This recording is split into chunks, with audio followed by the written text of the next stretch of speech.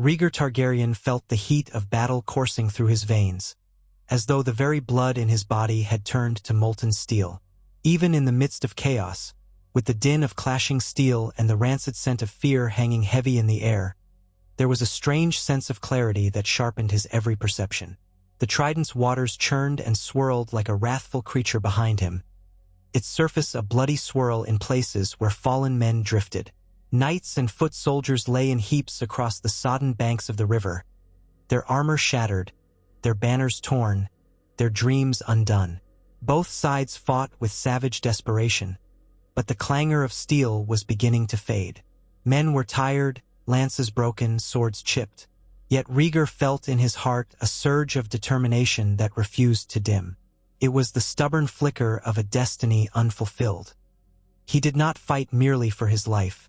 He fought for a new age, one he was determined to bring forth upon Westeros. Since childhood, he had borne the burden of prophecy, a near-mythical weight he could never quite shake. Now, destiny had come to a head at these riverbanks. He would not falter. He was Prince of Dragonstone, a warrior for the dawn, heir to the Iron Throne. And if the Seven had decided this day was to be the turning point for the fate of the realm, then so be it. His silver-gold hair was plastered to his forehead by blood and sweat. The rubies on his breastplate caught the waning sunlight, glimmering scarlet as if they themselves had come alive with the fresh blood of battle. And before him loomed Robert Baratheon, the usurper in the making, the rebel lord who had declared war on House Targaryen. Robert's hulking form rose like a mountain. He wore an antlered helm that made him appear as some savage bull, hammered from iron, carved out of living fury. Yet to Rhaegar's eyes, that fury was also a vulnerability, an unbridled rage that clouded the man's judgment. As the rebel swung his warhammer, Rhaegar sidestepped just enough for it to smash futilely into a hapless foot soldier who had ventured too close. The man's scream, cut short, testified to Robert's might. But Rhaegar was not some nameless soldier, nor was he the naive minstrel some had once mocked him to be. The harp he had played in his youth had given way to a sword. The gentle hands that once strummed chords in the Red Keep's halls were now clad in steel gauntlets, gripping a blade that shimmered with lethal promise. He met Robert's gaze, and in that thunderous brown stare he found unbridled hatred. It was a hatred that fed on a personal slight. Rhaegar's elopement with Lyanna Stark, a woman the rebel lord had claimed as his betrothed. Robert's sense of betrayal, the heartbreak, was a real and raw source of power. Yet that heartbreak also made him reckless. Their swords met, or rather Rhaegar's sword met the haft of Robert's warhammer. Sparks showered the muddy riverbank. Robert roared, a bestial sound that seemed to tremble in the air. Sweat streamed down his cheeks, mingling with the dirt and blood that spattered his face. Again the warhammer swung, and Rhaegar felt its immense power as he deflected the blow. Had he been an instant slower, that hammer would have caved in his chest plate as if it were tin. Momentum knocked him back a step, nearly sending him into the churned mire of the Trident's shallows.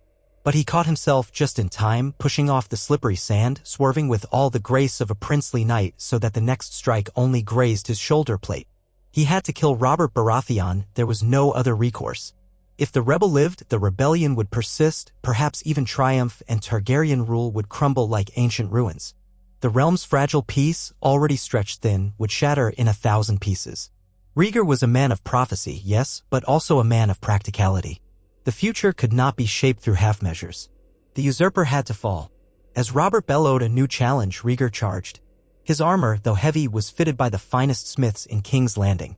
It allowed him enough freedom of movement that, in comparison to Robert's raw, blunt force, Rhaegar had quickness on his side. He thrust his blade in a feint, drawing Robert's hammer to slam downward in a powerful arc that would have staved in the chest of a normal man. Rhaegar, though, twisted gracefully away, feeling the thunderous force rattle his bones through the earth. He slid behind the rebel's broad back in a fleeting instant and unleashed a swift cut at Robert's left leg. It connected. A deep slice. Blood sprayed, and Robert cried out, stumbling, if only for a heartbeat. Rhaegar saw an opening. His mind seized upon the chance like a falcon stooping onto prey. With a deft pivot, he twisted his blade in a graceful arc that carved along the small gap between Robert's gorget and his helm's lower rim. For a moment, he thought he had ended it, but Robert threw himself to the side at the last possible second, taking a glancing blow across his shoulder that sent up a spray of scarlet. Rhaegar could have pressed the advantage, but his better instincts slowed him, if only for a blink. Some shred of pity for the man who was once considered an honest friend by many. But in that blink of hesitation, Robert recovered, letting loose a roar from the very core of his being. The hammer whirled in a savage arc that slammed into Rhaegar's hip, tossing him to the ground with brute force. Pain flared through Rhaegar's body like wildfire, and he gasped, battered but not broken. Robert pounced with the weight of a bull, trying to bring the hammer down. Rhaegar, on his back, braced his blade and took a desperate gamble, angling the sword at the descending hammer. The steel shrieked as hammerhead met sword point. For an awful second, Rhaegar feared the blade would snap. With a final wrench of strength, he twisted, forcing Robert's hammer to jerk sideways. Robert's arm flailed wide, off balance. Rhaegar kicked him square in the chest, using the momentary advantage to rise. The next exchange of blows was pure brutality. The hammer sword, the sword whirled, sparks erupted like molten rain. Neither man yielded, each fueled by convictions that demanded the other's destruction. Rhaegar's near-surgical precision warred with Robert's monstrous power. In the swirl of steel, Rhaegar truly saw, the future that hung on this moment. He realized that everything, from the prophecy that haunted him to the love that had ignited this war, depended on his victory. But Robert had heart. Even wounded, he showed no sign of relenting.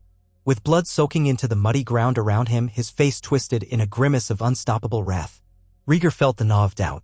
Was he truly fated to best this warrior who had outraged the Targaryen monarchy so thoroughly? Another hammer strike. Another parry. Another flash of sparks.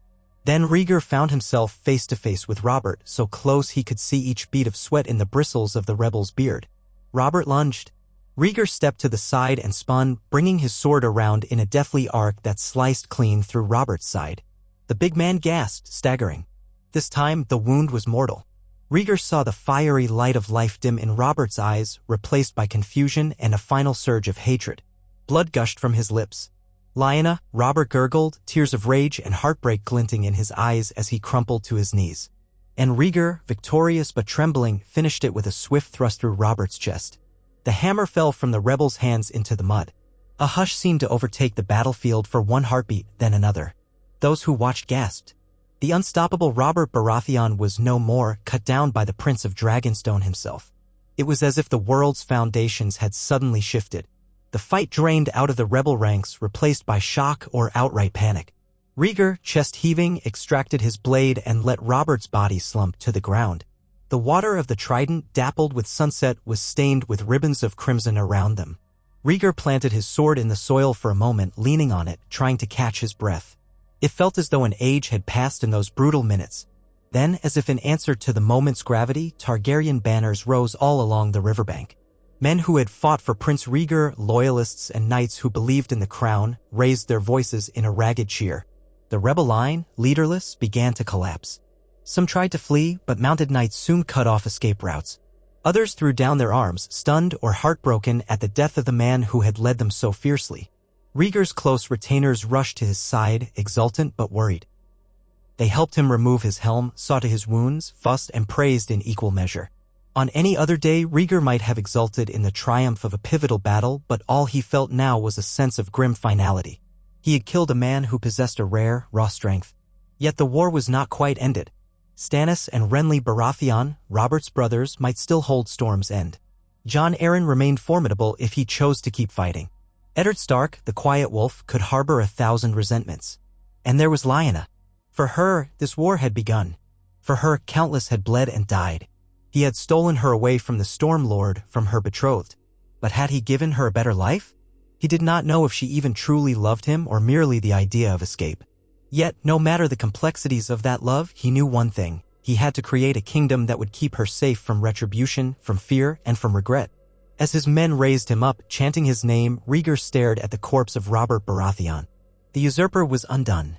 He hoped the Seven would show mercy to his spirit, for Robert had fought for what he believed was right. But the realm needed the Targaryen dynasty intact. The old order, for good or ill, would persist. A new chapter had begun, and Rhaegar would see it through, even if it meant taking steps that might one day stain his name in history's pages. When the post-battle tasks were done and dusk had settled, the wounded were carried off the field in groaning litters. Knights of both sides retreated to what meager camps remained.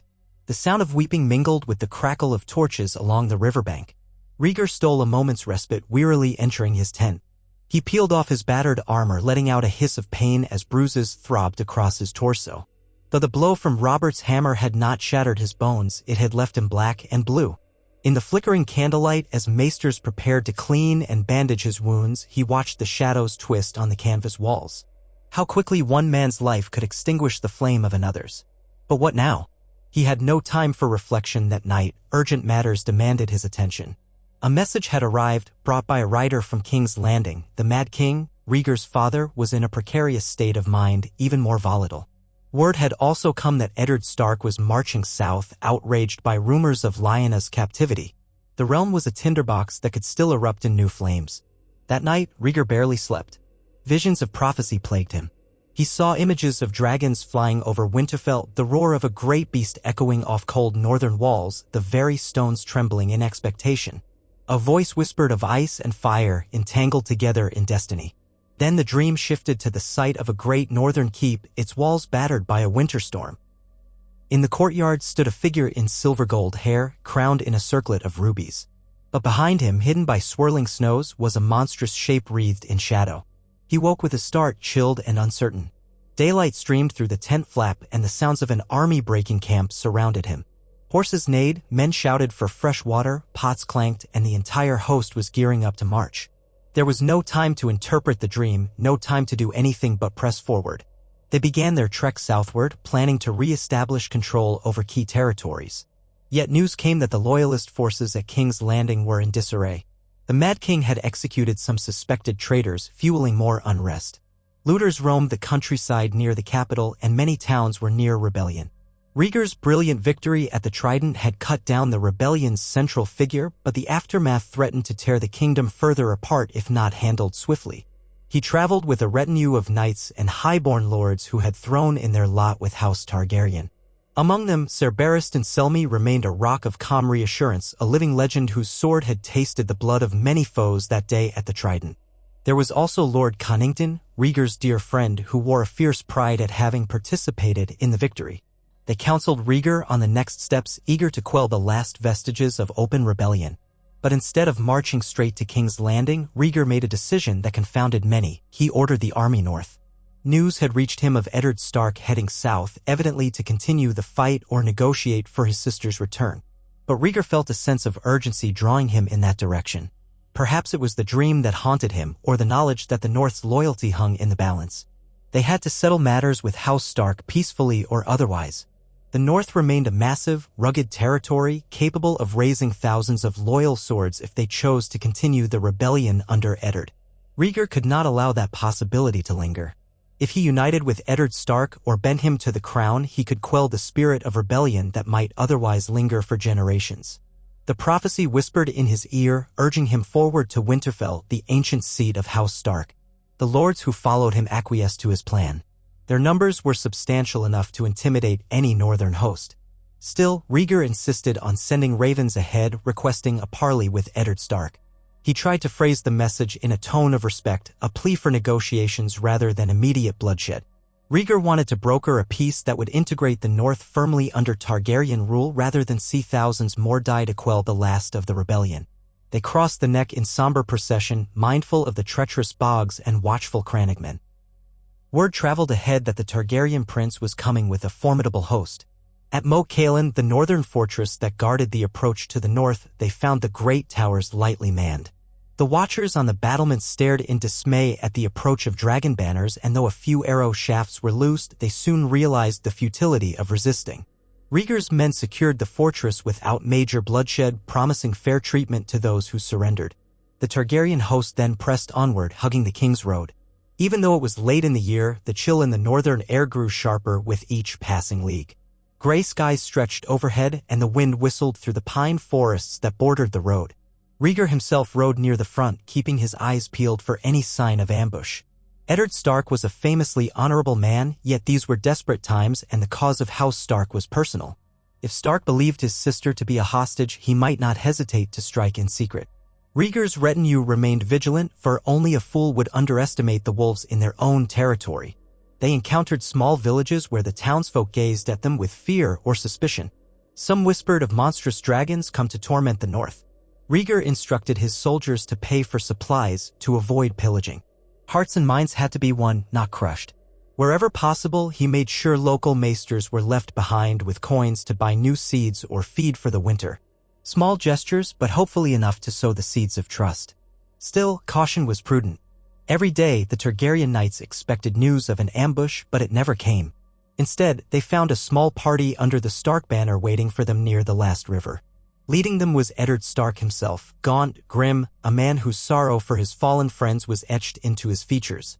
He rode forward under the white banner of truce, meeting Rhaegar in the middle of a field ringed by tall pines. Rhaegar dismounted with deliberate slowness, signaling he came in peace. Eddard did likewise. The tension in the air felt like a drawn bowstring. Behind Eddard stood men who had fought in the rebellion, loyal northern bannermen and a few hardened knights who had followed Robert, now uncertain how to proceed after their leader's death. Behind Rhaegar waited some of the most formidable knights of the realm, including Ser Barristan, watchful and ready to strike at the first sign of betrayal. Lord Stark, Rhaegar began, bowing his head slightly. He kept his voice calm. Regal, I thank you for agreeing to meet with me. I am aware of your grief, your anger, both are justified from your perspective.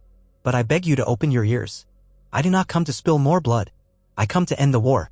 Eddard's jaw clenched. In his dark eyes, Rhaegar saw a flicker of pain. The memory of Robert Baratheon and the many friends Eddard had lost weighed heavily. But Ned Stark, as many called him, was an honorable man first and foremost. Prince Rhaegar, Eddard replied, his voice taut. You have slain Robert. The tales of your victory have reached us. The realm is in upheaval. My father, my brother, they died at the hands of the Mad King. My sister, where is she? Rhaegar steeled himself, inhaling slowly. She is safe, he said. I swear it on my honor. I know that might mean little to you now, given the war, but she was never my prisoner. She came with me willingly. I will arrange for you to see her, to speak with her. But I must ask for your oath of peace. The war needs to end. At that, Eddard's men bristled, exchanging uneasy glances. The quiet lord let out a breath, as though trying to contain a storm of emotion. I came south to find her, to bring her home, he said. If you will allow that, if she is unharmed, then perhaps we have a chance to speak further. Rhaegar paused, considering his words carefully. She is with child, he finally said, voice low enough that only Eddard could hear. I ask that you speak to her. Ask her about her wishes. Then, if you will stand down, if you will vow to keep the North under the Targaryen crown, there can be peace. No more burning, no more slaughter. Eddard's eyes flickered with shock, heartbreak, and a swirl of conflicting emotions. Lyanna, pregnant with the Targaryen prince's child? It was a truth that weighed heavily. After a long silence, Ned Stark nodded. Show me she is safe. Then we will speak more. Thus began an uneasy alliance. Rhaegar agreed that Eddard Stark would ride with him under protection to a secure location, deep in the Wolfswood, where Lyanna rested in a modest but well-guarded lodge. They traveled in a tense caravan, each side wary, hands never far from swords. Rhaegar's knights tested every path before they advanced, ensuring no hidden ambush awaited. Stark's men rode in a close knot around their lord, their loyalty unwavering. At last, they arrived at the lodge, a small hunting retreat overshadowed by ancient trees. There, Lyanna Stark awaited them. She emerged onto the porch, cloaked in gray fur, her dark hair loose around her shoulders. Seeing her brother, she ran forward, tears bright in her gray eyes. The siblings embraced as if the entire world had fallen away, two souls finding a flicker of solace amidst war and chaos. Rhaegar watched from a short distance, giving them space. In that moment, he couldn't help but recall the first time he had laid eyes on Lyanna, in the tourney at Harrenhal. A spirited, fearless woman who dared to be more than what was forced upon her. He had admired her then, been entranced by her sense of freedom, her sense of self. Now, that admiration carried the weight of a war's aftermath. He hoped Eddard might see in his sister's eyes the truth, that she had come willingly, not as a captive, not as a prize. Soon, Eddard escorted Lyanna inside, where they spoke in hushed voices. Rhaegar waited, bracing himself for the possibility that Lyanna might say she regretted everything, that she wanted only to go home and never see him again. Perhaps that was her right, after all that had happened. And yet, he also believed in the love they had forged in secret, a love that had brought forth a child of prophecy. At least, so Rhaegar believed with a zeal that bordered on desperate faith. When they emerged, Eddard's face was etched with a complicated sorrow. Lyanna's eyes met Rhaegar's, and she offered a small nod, though what it meant he could not immediately discern. Eddard addressed him directly. "My sister tells me that she is here by choice, that her affection for you is genuine. Yet this war has torn the realm apart. My father and brother were killed by your father. Robert is dead now. Houses have been sundered. How do we move forward?" Rhaegar took a step forward, mindful to keep his voice firm yet humble. "We move forward by forging a unity greater than what we had before. The realm cannot endure more war. I will see to it that your father's memory is honored, that the atrocities my father committed are accounted for. My father is not well. I will handle him. We will see a new age dawn under my rule when I ascend to the throne. In exchange, I ask that the North bend the knee, not to a tyrant, but to a king who understands the value of every lord and commoner alike." Eddard's mouth tightened. For a long moment, the lodge was silent except for the soft crackle of the fire. Lyanna stood at her brother's side, her hand resting on her belly. Finally, Ned nodded. "If Lyanna remains unharmed and you promise to do right by her, I will bend the knee, and I will urge the other northern lords to do the same. But only if you swear to restore peace, to punish those who committed crimes in this war without honor, and to respect the North's traditions." Rhaegar bowed his head. "I swear it," he said, the words echoing with conviction. "On my name, and on the memory of those lost, I swear that I will strive for a just realm. The war must end. The crown must not become a symbol of fire and terror but of unity." So it was done. In that unassuming lodge, under the shadow of ancient trees, House Stark and House Targaryen reached an accord that would shape the fate of Westeros. Lyanna's pregnancy, the bond between her and Rhaegar, became a new tether of alliance. Eddard Stark, burdened by grief but guided by honor, agreed to ride with Rhaegar and quell whatever rebellious remnants still lurked. In return, Rhaegar promised to provide the North every courtesy, to respect its laws and customs, and, crucially, to ensure no harm came to Lyanna or her child. Swiftly, ravens were sent to Winterfell, instructing the Castellans and Banner Lords that peace had been declared, that the Targaryen prince himself was coming, not as a conqueror but as an ally to the Starks. Some lords balked at the idea, outraged that the Targaryens would be welcomed after the tragedies at King's Landing. Yet Eddard's word held immense weight in the north, and the reality that Robert Baratheon lay dead at the Trident sank in. Many realized further resistance would result only in a hopeless slaughter. Within a fortnight, Rhaegar's host appeared at the gates of Winterfell. The ancient fortress stood sturdy and dark against the northern sky, steam rising from its hot pools. Snow dusted the battlements, though winter had not fully descended.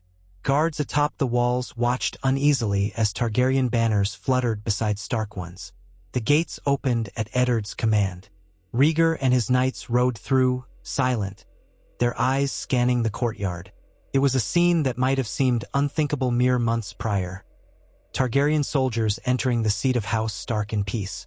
Standing in that courtyard, Rhaegar felt a sense of weight settle upon him, a humbling awe. This was a place that seemed steeped in ancient power, older than the Targaryen presence in Westeros. The heart tree in the Godswood, they said, had stood for thousands of years. The North's history preceded even the Undulls.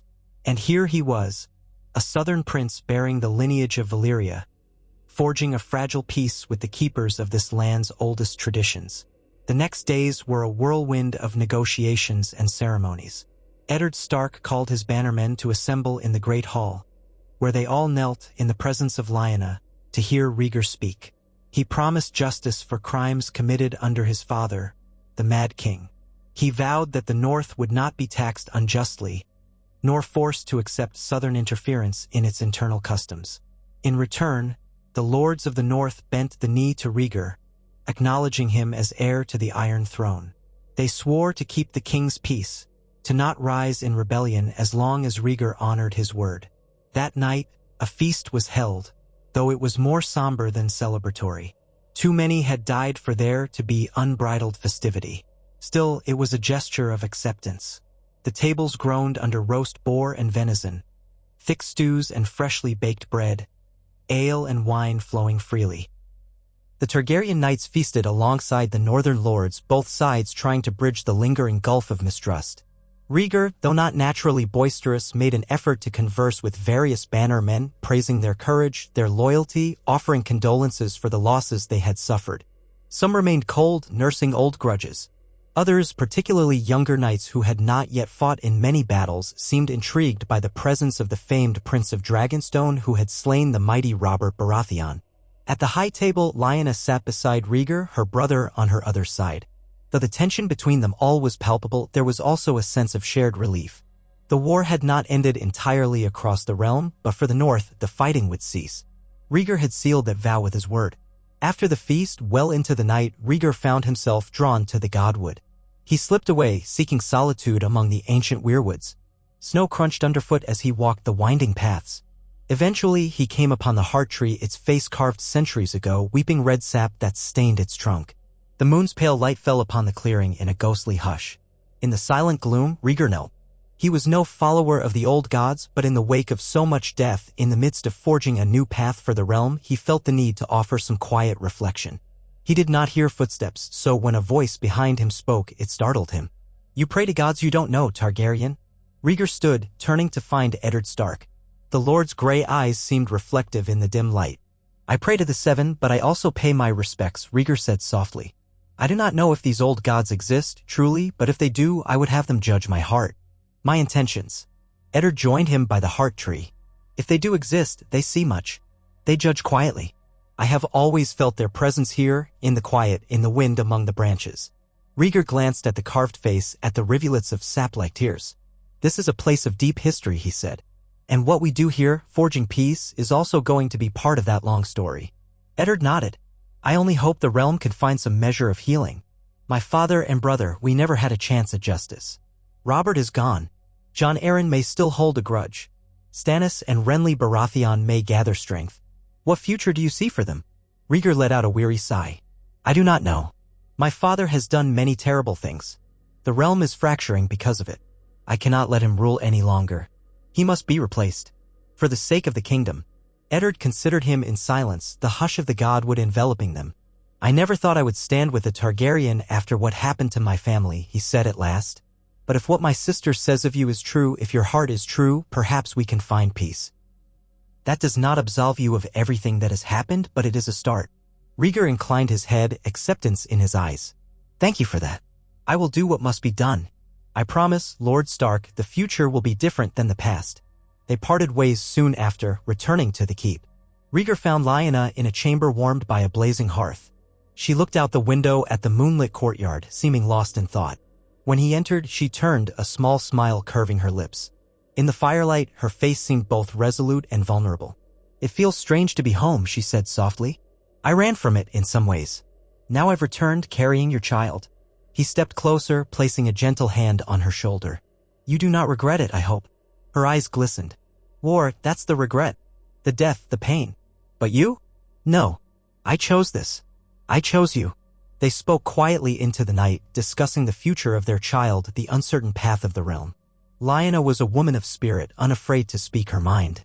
She told Rhaegar that if he truly wanted peace, if he desired to be a different kind of king than his father, he would need more than just words. He would need to be prepared to rebuild from the ashes, to punish criminals on both sides, to show mercy where he could, and to quell the thirst for vengeance that lingered in so many hearts. He listened, humbled by her insight, seeing in her the same fierce honesty that had drawn him to her at Harrenhal. Over the course of several days, the tension in Winterfell softened.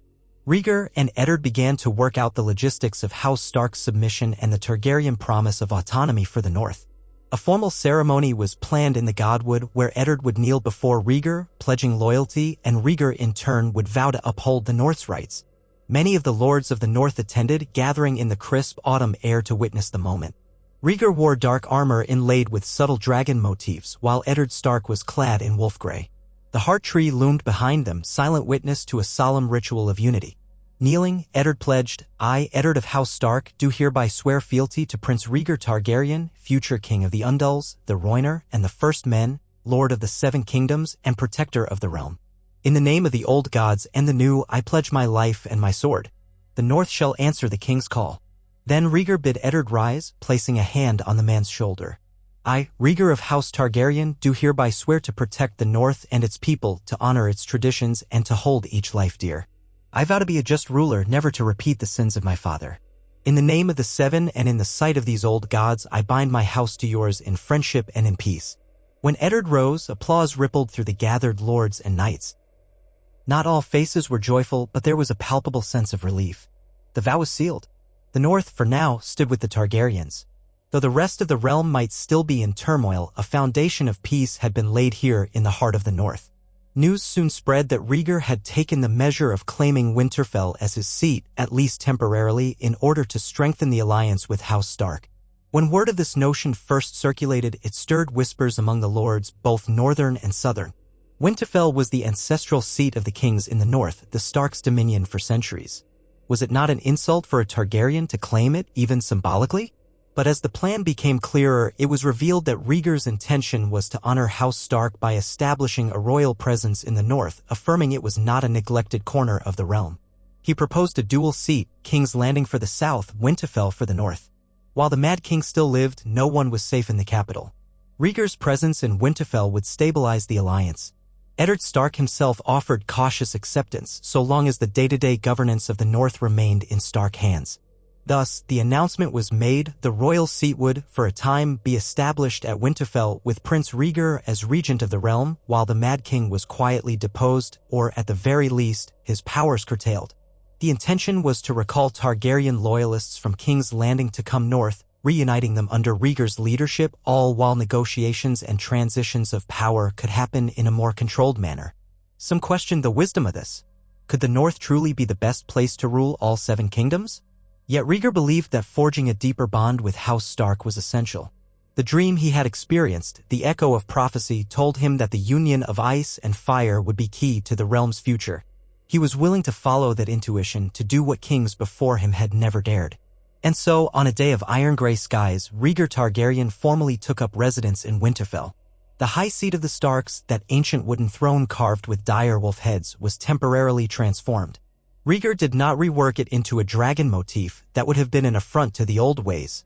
Instead, he left it as it was, choosing to sit upon it only in times of official court, flanked by the banners of both houses, the dragon and the dire wolf. With Eddard Stark at his side, along with Lyanna, pregnant with their child, he began the task of reshaping the realm from the north. The changes were immediate. Letters flew out to the lords of Westeros announcing that Prince Rhaegar now presided from Winterfell, that all sworn to the Iron Throne should respect this arrangement. Some in the south balked, especially the Baratheon bastions, Storm's End, and the Marches. But with Robert Baratheon dead and Stannis Baratheon seen as stern and uncharismatic, there was little impetus for a continued revolt unless they found new leadership. The Tyrells in Highgarden, the Martells in Dorne, the Arryns in the Vale, and the Lannisters in Casterly Rock all sat in uneasy watchfulness. They waited to see if Rhaegar would keep his promise of justice, if he would hold the realm together or let it fracture. Meanwhile, Rhaegar worked tirelessly with Eddard to reorganize the northern administration to ensure the harvest would be sufficient for the coming winter. He held open courts where both northern and southern petitioners could seek justice. In a symbolic gesture, he ordered reparations for villages that had suffered during the rebellion. The North, long suspicious of southern arrogance, found itself surprised by the prince's willingness to listen and learn. They admired his martial prowess. He had, after all, slain the rebel Robert Baratheon, and some began to grudgingly respect his thoughtful governance. Eddard Stark, for his part, remained an anchor of stability. He guided Rhaegar in understanding northern culture, ensuring that the prince did not inadvertently cause offense. Whenever tensions threatened to flare, whether from a family seeking vengeance for a lost son or from a proud clan who disliked southern intrusion, Eddard would step in, quietly asserting that this was the path to peace. Over time, the uneasy calm solidified into a firmer alliance. Lords who had once cursed the Targaryen name found themselves acknowledging that perhaps this prince was different. All the while, though, Rhaegar was mindful of the precarious situation in King's Landing. He had entrusted Ser Barristan Selmy and Jon Connington with the mission of returning south to gauge the situation, to see if the Mad King might be safely deposed or at least convinced to abdicate. Rhaegar knew that if he failed to handle that transition properly, the realm could still dissolve into bloody chaos. Many voices clamored for vengeance against the Mad King for his atrocities, but a direct confrontation could cost more lives. The delicate question remained: how does one remove a sitting monarch, especially one's own father, without plunging the realm into further war? Weeks passed. The bite of winter began to creep further into the air, though the full fury of the season was not yet unleashed. Lyanna's pregnancy advanced. She received visits from Maester Luwin, who assured her the child was strong, that she was healthy. Sometimes Rhaegar would pass by the training yard and watch from a window as northern youths sparred under the watchful eyes of old masters. He found an unexpected calm in these small routines, a sense that life could go on even after so much turmoil. But not all was placid. Letters from the south hinted at plots brewing. The Lannisters, sly and calculating, might be considering alliances that could undercut Rhaegar's authority. Stannis Baratheon held Storm's End in his usual rigid discipline, uncertain whether to yield to the new order or seek vengeance for his brother's death. Renly Baratheon, young and charismatic, roamed the Reach courting Tyrell favor. The Vale under Jon Arryn kept an uneasy peace, but rumors suggested Arryn still mourned Robert's fall, harboring resentment. Amid these tensions, Rhaegar resolved to cement his hold on the throne by forging a broader alliance. The news that he had taken Lyanna Stark as a paramour, indeed she carried his child, had already changed the political landscape. His wife, Elia Martell, remained in Dorne with their 2 children, caught in a precarious position. The Martells were outraged at the notion of a second consort, a slight to Elia's honor. Rhaegar had tried to keep the details of his relationship with Lyanna from causing further strife, but it was no easy task. Dorne was proud and sensitive to insult. If Rhaegar truly claimed the Iron Throne, how would he reconcile these competing claims to his affection, and how would he ensure House Martell did not rise in fury against what they perceived as an insult to their princess? It was a predicament as thorny as any battlefield. Yet Rhaegar believed that with careful negotiation and apologies offered to Prince Doran Martell, a compromise might be reached. Perhaps, in time, the realm would accept that Targaryens had once taken multiple wives, though that tradition was centuries gone. Or perhaps a formal annulment or restructured marriage arrangement would be necessary. It pained him to consider Elia's feelings. She had been a devoted wife, the mother of his heirs. But the war had changed everything, thrusting prophecy and politics to the forefront. Late one night, he sat by the hearth in Winterfell's library, reading ancient texts. The flicker of the candles played across the cracked leather bindings. He was searching for references to the prince that was promised, to the prophecy of ice and fire. The words on the yellowed pages were cryptic and incomplete. Yet one passage caught his eye: when the tears of sorrow fall upon the freezing stone, a dragon of the south shall join with the wolf of the north to birth a new dawn. He felt a chill run through him as he read. Was it coincidence that he now resided in the seat of House Stark, that he had fathered a child with Lyanna? Or was this the fulfillment of something far older than any war or any crown? He could not decide, but he took a strange comfort in believing he was on the cusp of fulfilling a prophecy. A prophecy that might save the realm from a threat yet unseen. Outside in the courtyard, the winds picked up, howling against the thick walls. Eddard Stark was away visiting some of his bannermen to reaffirm their loyalty in person. Lyanna slept in her chambers, her maids ensuring she stayed warm. Rhaegar closed the old tome, pondering the next steps. The realm needed firm leadership. The Mad King had to be removed, and the great houses had to be brought to heel or convinced to accept Targaryen rule. Yet to accomplish all that, Rhaegar would have to demonstrate not only martial might but also a willingness to address old grievances, to mete out justice even among those who had supported him if they had committed crimes. His eyes drifted shut, exhaustion taking him, and he dozed for a time by the hearth. He dreamed again of dragons and dire wolves roaming a snow-covered battlement. A figure with silver hair stood beside a woman with wolf's blood in her veins, while overhead the sky turned red with the light of a rising sun. He awoke to the call of trumpets.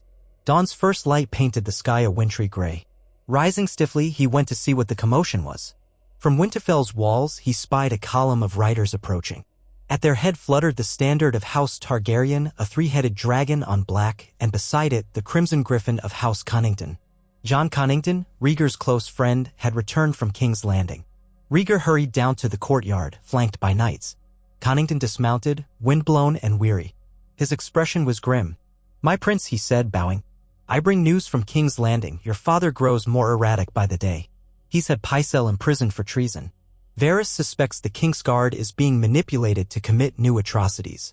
Ser Jaime Lannister, he remains by the king's side, but the situation is volatile." Rhaegar nodded, grim understanding in his eyes. "I feared as much. Did you speak with him directly? Is there hope of a peaceful handover?" Connington shook his head. "I barely escaped the city. Your father's men were suspicious of me. There is a new rumor that the Mad King plans to burn them all, especially the remnants of the rebellion. He has caches of wildfire. We suspect he's prepared to unleash chaos if he feels threatened." A chill ran down Rhaegar's spine. This was worse than he had hoped. The Mad King was always prone to pyromaniac delusions. But if he truly planned to burn King's Landing, the realm would never forgive House Targaryen. Thousands would die in an inferno. "We must act," he said. "We cannot allow him to remain in power. Jon, gather the men. We ride south." Eddard was still absent, but Rhaegar could not wait for his return.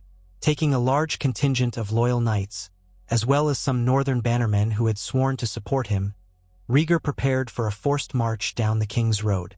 Before departing, he met with Lyanna in their private chamber. "Stay here," he told her. "You and our child must be safe. I will return. This must be done." Lyanna looked at him with concern etched on her face. "Be careful," she urged, holding his hand. "If you confront your father, I fear what he might do." He pressed a gentle kiss to her brow. "I know, but it has to be done.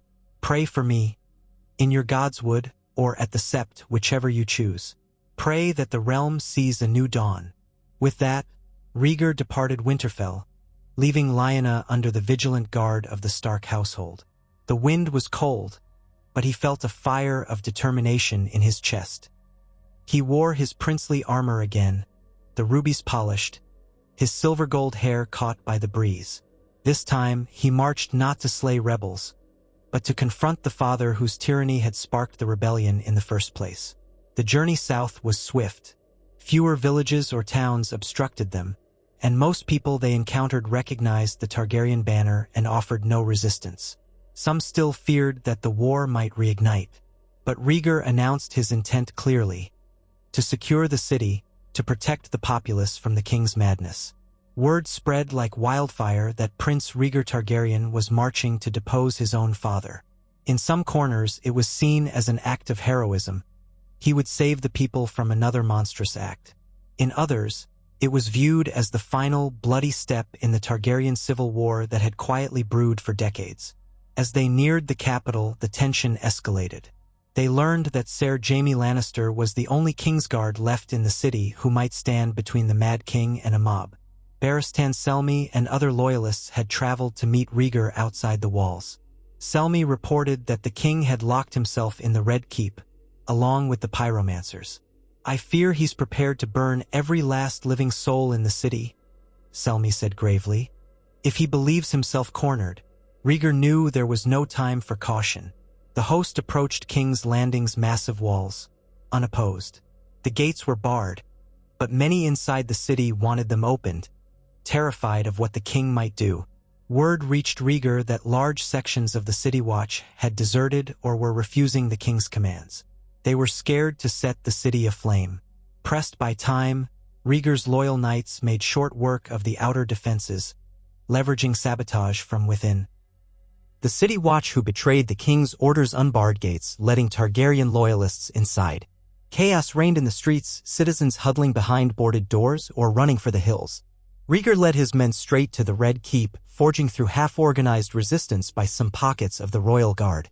Blood was spilled, though not as much as might have been expected. Many surrendered upon seeing Rhaegar's banners, convinced that this was a liberation rather than an invasion. At the Red Keep's Great Hall, Rhaegar found the doors locked from within. Flames flickered behind the high windows and the stench of burning chemicals drifted on the air. Pyromancers. The Mad King intended to flood the undercrofts with wildfire. Rhaegar's heart pounded. He ordered his men to batter down the doors. Axes, hammers, and rams crashed against the ancient wood.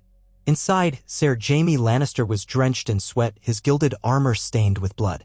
He had slain at least one pyromancer already. The king shrieked from the Iron Throne, raving that he would be reborn as a dragon in the flames. Green barrels of wildfire stood about ominous. When Jaime spotted Rhaegar's men forcing their way in, he moved swiftly, ignoring the king's cries. The last pyromancer tried to ignite a spark to set off the barrels, but Jaime's sword flashed, cutting him down in a single stroke. The Mad King screamed curses at Jaime, calling him a traitor. Then he turned to Rhaegar, who strode forward, his sword drawn. "You dare!" Aerys spat, spittle flying from his cracked lips. His once proud silver hair hung in matted strands. "You would betray your own blood for these mongrels? I am the king." "You are no king, not anymore," Rhaegar said with sorrow in his voice. "Father, you have destroyed too many lives. I cannot allow this to go on." Aerys' eyes bulged with madness. "I am the dragon. I will bathe in their blood, I will—" He did not finish. With sudden ferocity, he drew a hidden dagger, lunging at Rhaegar. But Rhaegar, fueled by desperation, swung his sword in a swift arc, disarming his father with brutal efficiency. The dagger clattered away across the stone floor. In that moment, Aerys Targaryen, the second of his name, cowered on the Iron Throne, a broken man enthralled by madness. Rhaegar's knights surrounded him, waiting for the final judgment. For a second, Rhaegar hesitated, seeing a flash of memory, his father, once proud and regal, descending into paranoia over the years. But the realm demanded justice. The war demanded an end to the tyranny. Before the king could rant further, Rhaegar gestured to Jaime and to Connington. "Take him," he ordered, voice cold. "Imprison him. He will face a council to decide his fate." The father he had once revered, now a pitiful wretch, was dragged from the Iron Throne. The barrels of wildfire were quickly neutralized, sealed by the pyromancers who chose not to defy the new order. And so it was done. Rhaegar, sword in hand, stepped up to the Iron Throne, though he did not seat himself upon it yet. Instead, he stared at the twisted metal of 1,000 swords. This chair had been the symbol of absolute power, the impetus for countless acts of cruelty. Aerys had lost himself within its shadow. Now, Rhaegar felt a quiet determination. He would not repeat those mistakes. The news spread through the city like lightning. The Mad King had been deposed. Prince Rhaegar was now the undisputed ruler, and a great council would be convened to decide the king's punishment and the shape of the new monarchy. Many expected Rhaegar to take the crown immediately, but he took a more measured approach, mindful of unifying the realm. Houses Martell, Tyrell, Lannister, Arryn, Greyjoy, Tully, and Baratheon would all be called to send representatives for a grand assembly. The dream of peace, tenuous though it was, flickered with new life. Over the following days, King's Landing cautiously began to calm. The City Watch resumed order under Rhaegar's command. Edicts were issued, forbidding retribution killings. Bread was distributed from royal granaries to ease the city's hunger. Barristan Selmy moved swiftly to restore discipline among the Kingsguard and the royal household. A few fanatics still lurked in the shadows, hoping to free the Mad King. Yet with each passing day, more citizens embraced the idea of Rhaegar as the rightful king, praising him for thwarting the wildfire plot that would have incinerated them all. When Eddard Stark arrived, summoned to the city, he found King's Landing transformed. Instead of a city on the brink of inferno, it was a city under new management, one that still reeled from the war but looked to Rhaegar for stability. Ned quietly admired the swiftness of the transition, though he worried about how much blood had been spilled in those final hours. He came alone, leaving his forces in the north, trusting Rhaegar to keep the peace. In a grand ceremony that was both somber and hopeful, the High Septon placed the crown upon Rhaegar's head in the Red Keep's throne room. A subdued crowd of lords and ladies watched, the memory of Aerys' tyranny still fresh. Rhaegar vowed before them all to serve the realm, not his ego. He declared that the Seven Kingdoms would enter a new era, free from the terror that had so recently gripped them. Eddard Stark stood beside him, a symbol of the new alliance between dragon and wolf. Though many lords had yet to arrive for the Great Council, Rhaegar's coronation sent a clear message. The Targaryen dynasty endured, but in a changed form. House Martell's delegates arrived soon after, icy courtesy in their eyes, but they extended cautious respect. House Lannister, through Tywin's representatives, expressed a polite but guarded acceptance, mindful of the need to maintain their position. Jon Arryn, grieving Robert, still pledged to honor the new king's rule. And Stannis Baratheon dispatched riders who confirmed he would neither rebel nor bow easily, but at least the immediate threat of war was averted. From the north came word that Lyanna Stark was nearing the final weeks of her pregnancy. Rhaegar, upon hearing this, took Eddard aside. "I have duties here to establish my reign," he said, "but I will travel north soon. I must be with Lyanna when she births our child." Eddard approved, glad to see Rhaegar so devoted to his sister's well-being. And so it was decided that after the Great Council concluded, after the Mad King's fate was sealed, Rhaegar would return to Winterfell, his second seat of power, where the union of dragon and wolf awaited its next chapter. For a fortnight, the lords debated, forging new alliances in the corridors of the Red Keep. Some sought to punish the houses that had backed Robert Baratheon. Others demanded retribution for those loyalists who had committed atrocities in the king's name. Rhaegar presided over the deliberations, aiming for balanced justice. The final verdict for Aerys Targaryen was banishment to the Citadel in Old Town, where he would remain under guard for the rest of his life, far from the seat of power. It was an act of mercy that unsettled many. Some wanted him executed. But Rhaegar believed executing his father would only open old wounds. Better that the Mad King vanish from public life, a living reminder of the costs of tyranny. All the while, beyond the Red Keep's walls, common folk whispered that perhaps the Targaryens were not the devils they had believed. Bread was cheaper now, order was maintained, and the dreadful rumor of wildfire plots had been laid to rest. Rhaegar's reputation as the warrior prince who killed Robert Baratheon was tempered by his actions as a mediator and reformer. In taverns, minstrels even began composing songs about the new age under King Rhaegar. At last, with the Great Council's work mostly done, Rhaegar made ready to journey north once more. He left Ser Barristan and Selmy in command of the King Guard, trusting the gallant knight to maintain order in the capital. Jon Connington stayed behind to oversee the final details of transition. Eddard Stark traveled with Rhaegar along with a modest royal retinue. The ride was brisk. Outside the capital, the fields were turning brown under the chill that crept from the north. Winter was indeed coming.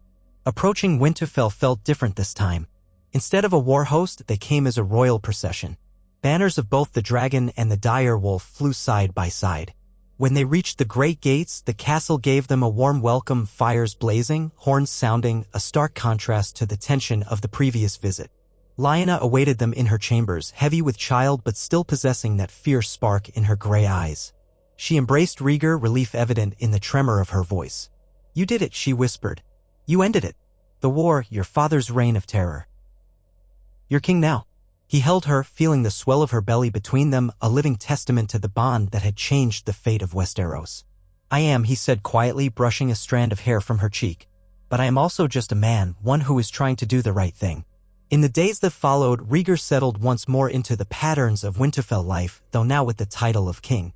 He held court in the Great Hall, welcoming northern lords who came to pay respects, to see the new monarch who had claimed their ancestral seat as his northern home. He spent time with Lyanna, ensuring Maester Luwin had every supply needed for a safe childbirth. Eddard Stark oversaw the final stages of re-establishing normalcy across the north. Soldiers were dismissed back to their homes, trade routes reopened, and the harvest stored away for the coming cold. One crisp morning, Lyanna felt the first pangs of labor. Maids rushed about preparing hot water, fresh linen. Maester Luwin and the castle's midwives tended to her in a secluded chamber. Rhaegar paced in the corridor, heart-pounding, listening for any news. Eddard joined him, occasionally laying a hand on his shoulder in silent support. Hours passed as moans of pain and the midwife's hushed instructions filtered through the door. At last, near midnight, a thin wail pierced the silence. Rhaegar felt tears well in his eyes. A child, his child with Lyanna, had come into the world. The door opened and a tired but smiling midwife ushered Rhaegar inside. Lyanna lay on the bed, sweat-soaked and pale, yet radiant with relief. In her arms, wrapped in soft blankets, was a newborn.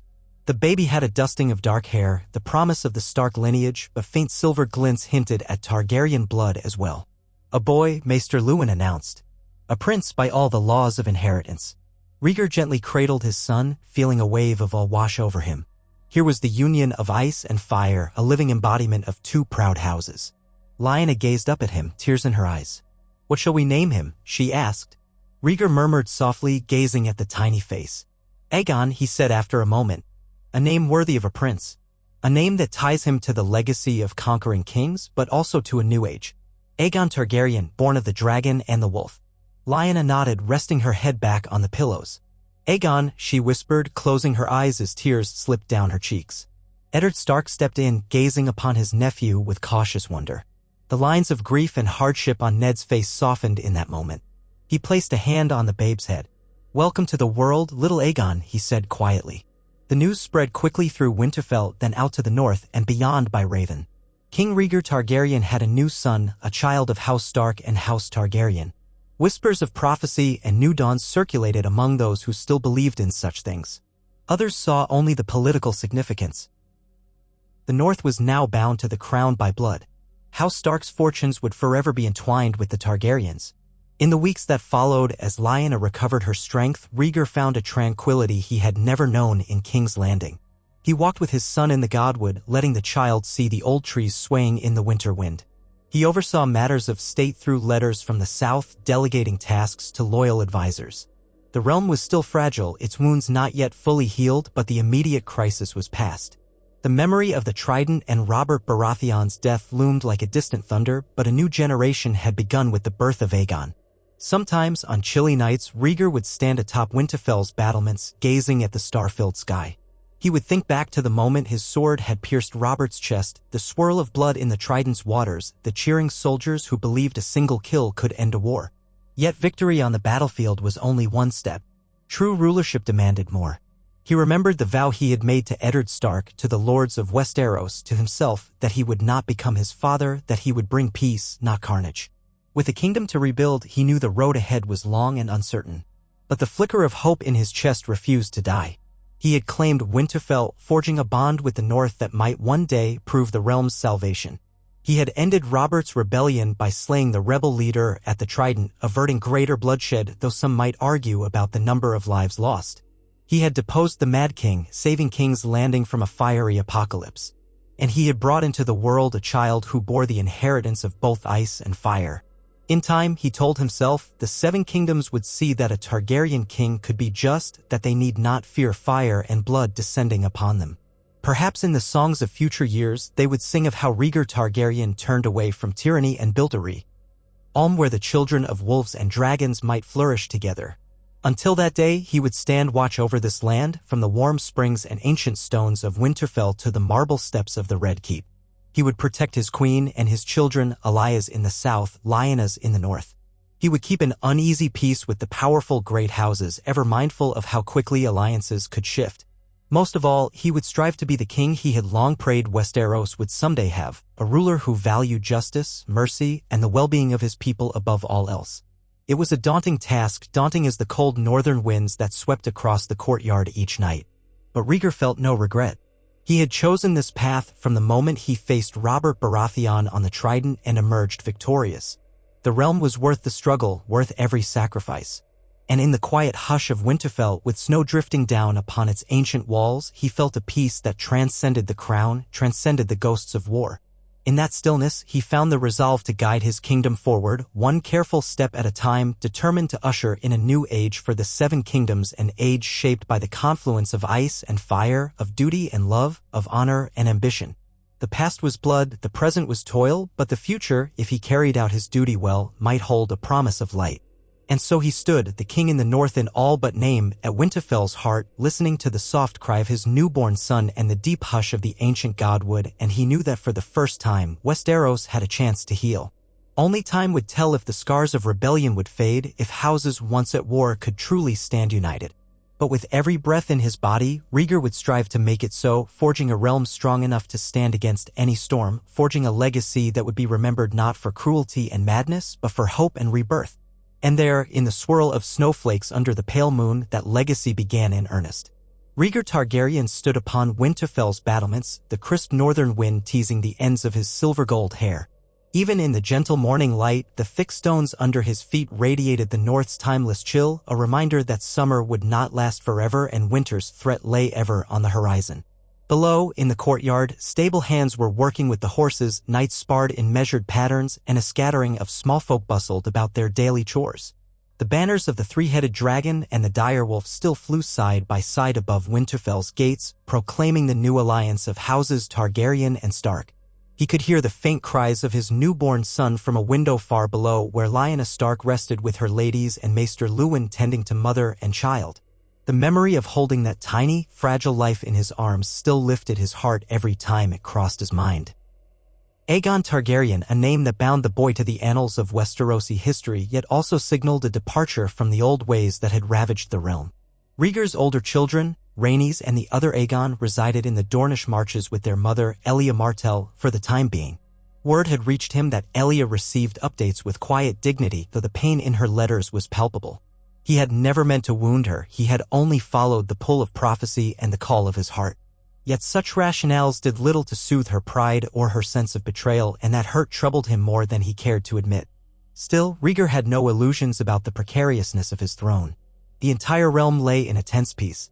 He had removed his father, Aerys II, from power, sparing his life by confining him to a guarded residence near the Citadel in Old Town. The Great Council in King's Landing had cautiously affirmed Rhaegar as king, but more than one lord grumbled about the Targaryen legacy of fire and blood, about the overshadowing dragon sigil that once cast a terror over the realm. The lords of the West, under Tywin Lannister, had shown tepid acceptance. The lords of the Reach, swayed by Mace Tyrell's pride, were quiet but watchful, uncertain how to react to the king's dual alliances in the south and the north. In Dorne, Prince Doran Martell signaled outward agreement, yet the rumors of dissatisfaction simmered, especially regarding Rhaegar's relationship with Lyanna Stark. The Iron Islands, as always, seemed a realm apart.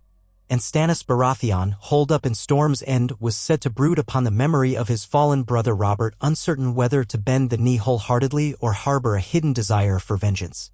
Yet in Winterfell itself an odd calm reigned. Day by day, the proud bannermen of the North grew accustomed to the sight of the Targaryen standard, especially when King Rhaegar joined them in mead halls or oversaw disputes in the Great Hall. Eddard Stark's unyielding sense of honor lent him a near-mythical stature among his people, and they had reluctantly followed him into this new era. Rhaegar's presence was still met with wariness by some, but the constant fear of southern oppression had eased, if only because the king was as reserved and thoughtful as rumor promised, and he worked at every turn to protect their autonomy. When the local villages suffered from a late freeze in the fields, Rhaegar was quick to dispatch wagons of grain. When a disgruntled band of Sellswords threatened a hamlet near the marshes, the king's knights rode in cooperation with the Stark's own guard, quelling the trouble without the looting or brutality that some might have expected from southern soldiers. Each small step reduced distrust, replaced it with cautious hope. In truth, Rhaegar found himself growing fond of the north. After the suffocating heat of the Red Keep, the open spaces here, the bracing wind, and the stark honesty of the people gave him a sense of freedom. Even the gloom of Winterfell's Godwood, ringed with ancient trees and dominated by that solemn heart tree with its carved face, soothed him with its primordial calm. Many nights he spent by the weirwood, letting the hush and the trickling of the hot springs soothe the day's burdens. Sometimes Lyanna joined him, leaning her head against his shoulder, eyes closed as if she could feel the old gods themselves breathing in the wind. Other times he went alone, reflecting on the swirling storms of destiny and prophecy, pondering how his father and the entire realm had come to this point. Eddard Stark joined him on the battlements that morning, wearing a thick gray cloak. There was an easy camaraderie between them now, forged through months of uneasy alliance turned genuine friendship. Eddard was, by nature, a private man, but Rhaegar had grown to value his direct counsel. The Northern Lord gestured with a gloved hand across the courtyard. "Your men and mine seem to be getting along better than I could have hoped," he observed, watching a pair of Targaryen knights share a skin of ale with Stark soldiers by the stables. "Perhaps the future is not so dark after all." Rhaegar allowed a small smile. "It is a start. Sometimes bridging the gap between strangers is easier than bridging the gap between old friends turned foes, as we have seen with the rest of the realm. Still, it reassures me." He shifted his gaze to the horizon, where the gray sky pressed against the brown forest land. "What news of the latest ravens from King's Landing?" A subtle tightness pulled across Eddard's mouth. "Lord Connington's last missive arrived yesterday evening. He says the city is calmer under your regentship, with Barrist and Selmy maintaining the peace. Yet there are rumors that House Tyrell grows restless. And Stannis Baratheon has not, as of yet, sent a formal letter of fealty. Jon Arryn is attempting to speak sense to him, but there's no telling if it will work." Rhaegar listened carefully. This tension with the Baratheons was the greatest threat to stability. The memory of Robert's death at the Trident still burned fiercely in the hearts of his supporters. Rhaegar had been forced to kill Robert to end the rebellion, and while that single act had spared the realm a prolonged war, it had also created a lasting grudge. Stannis was a man of iron will, unbending and proud. If he decided to reject Rhaegar's authority, Storm's End would become a rallying point for dissidents.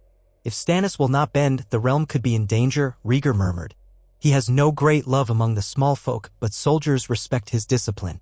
He could cause unrest in the Stormlands, perhaps even incite House Tarly or other ambitious lords to challenge me. Eddard's gray eyes were calm. That is why we must address the situation swiftly, with a balanced hand. I do not doubt Stannis wants to preserve what he sees as his family's honor. He believes your father killed his father, mother, and so many others. He holds you responsible for Robert's death. But with time, perhaps he can see that the war was an inevitability. Or perhaps we can offer him a seat on your councils, bring him into the fold. Rhaegar nodded. That would be wise. Giving him some measure of influence might soothe his sense of outrage. Is that the plan Connington suggests? Lord Connington is not so optimistic, Eddard replied. He thinks we should show a firmer stance, demand Stannis' oath of fealty under threat of arms. Rhaegar sighed, weighing the options. Connington was a dear friend, loyal and willing to fight for the crown, but at times he was too eager to use force. We have fought enough battles, Rhaegar said. I will not plunge Westeros into another war merely because one proud man balks at kneeling. Let us try persuasion. Shall we travel south? Eddard asked. A royal progress, or at least a diplomatic visit. We can speak to Stannis directly at Storm's End. Rhaegar glanced at the great keep behind him. Lyanna was still recovering, tending their infant son, and the north had only begun to settle into the new arrangement. Nevertheless, the realm needed stability far more than the north needed his constant presence. Yes, he said softly. A show of goodwill, accompanied by loyal knights, but not a full army. I will reason with Stannis if I can. If that fails, we will decide how to proceed. But we must try to keep blood from being spilled. Eddard agreed, and so they began preparations for the southern journey. That afternoon, Rhaegar met with Lyanna. She sat in a high-backed chair near the hearth in her chambers, the baby at her breast, the warmth of the fire bringing color to her cheeks. Even weary from childbirth, she possessed that fierce spark in her eyes, that unmistakable sense of self that had enthralled Rhaegar from the moment he had first seen her at the tourney of Harrenhal. A tray of half-eaten biscuits rested on a low table next to a steaming pot of tea. He knelt beside her, brushing a stray lock of dark hair behind her ear. I must ride south, he told her gently. Stannis Baratheon refuses to send his oath. If I do not act, the realm could fracture again. Her gray eyes flickered with understanding. Storm's End is a formidable seat, she said. I've never been there, but I have heard the stories. Robert spoke of it once as an unbreakable fortress. Are you certain going there with only a small retinue is wise? He touched his hand to hers, feeling the warmth of her skin. I have no choice. If I march an army, I inflame his pride and provoke war. If I arrive under a peace banner, I might secure his goodwill, or at least confirm his intentions. So I must go, but I do not relish leaving you so soon after the birth. A faint smile curved her lips. I am well, truly, and the midwives say Aegon thrives. I will miss you, but I know your duty. Just return safely to us. Bring peace if you can. Her words were an echo of the vow he'd made to himself, that the Targaryen line would become a beacon of unity, not tyranny. He rose, pressing a gentle kiss to her brow. I will. Within a fortnight, the king's party was ready. Rhaegar chose a modest escort, 200 of his most disciplined knights, enough to protect against brigands, but not so many as to appear threatening. Eddard Stark decided to accompany him, leaving Winterfell's governance in the hands of the older Stark men and trusted retainers. Many in the north whispered that the Quiet Wolf was leaving his seat vulnerable, but Eddard wanted to show solidarity with the king. The truth was, Rhaegar valued Eddard's counsel, and the presence of the North's leading lord by the king's side sent a powerful message that their alliance was sincere. They departed Winterfell as the first true cold winds of the year whipped across the courtyard, swirling flakes of snow that had begun to fall in earnest. Lyanna stood on the battlements, bundled in a thick cloak of gray fur, baby Aegon in her arms, to watch them go. Rhaegar looked up one last time, a pang of longing in his chest, then spurred his horse forward. The gates closed behind them and they rode south along the King's Road, banners snapping, breath steaming in the cold air. The journey took them past Moat Cailin, that ancient fortress in the bogs that once served as the primary defense of the north. The crumbling towers loomed over the narrow causeway, a permanent reminder of the north's fierce independence across centuries.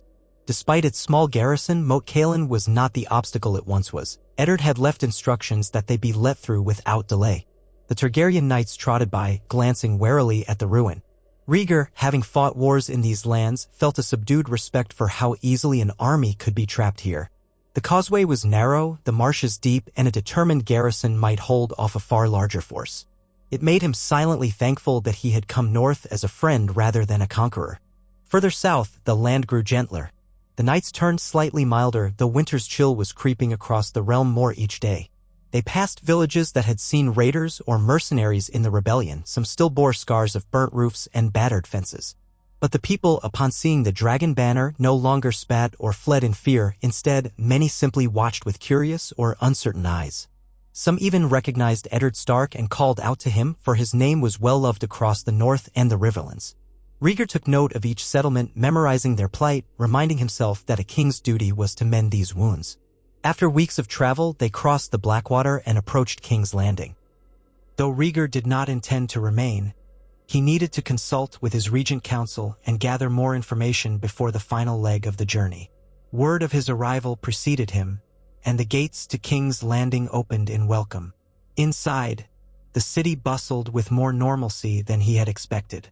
The markets thrived with produce from the Reach, fish from the Blackwater Bay, and goods flowing in from Dorne and the Stormlands.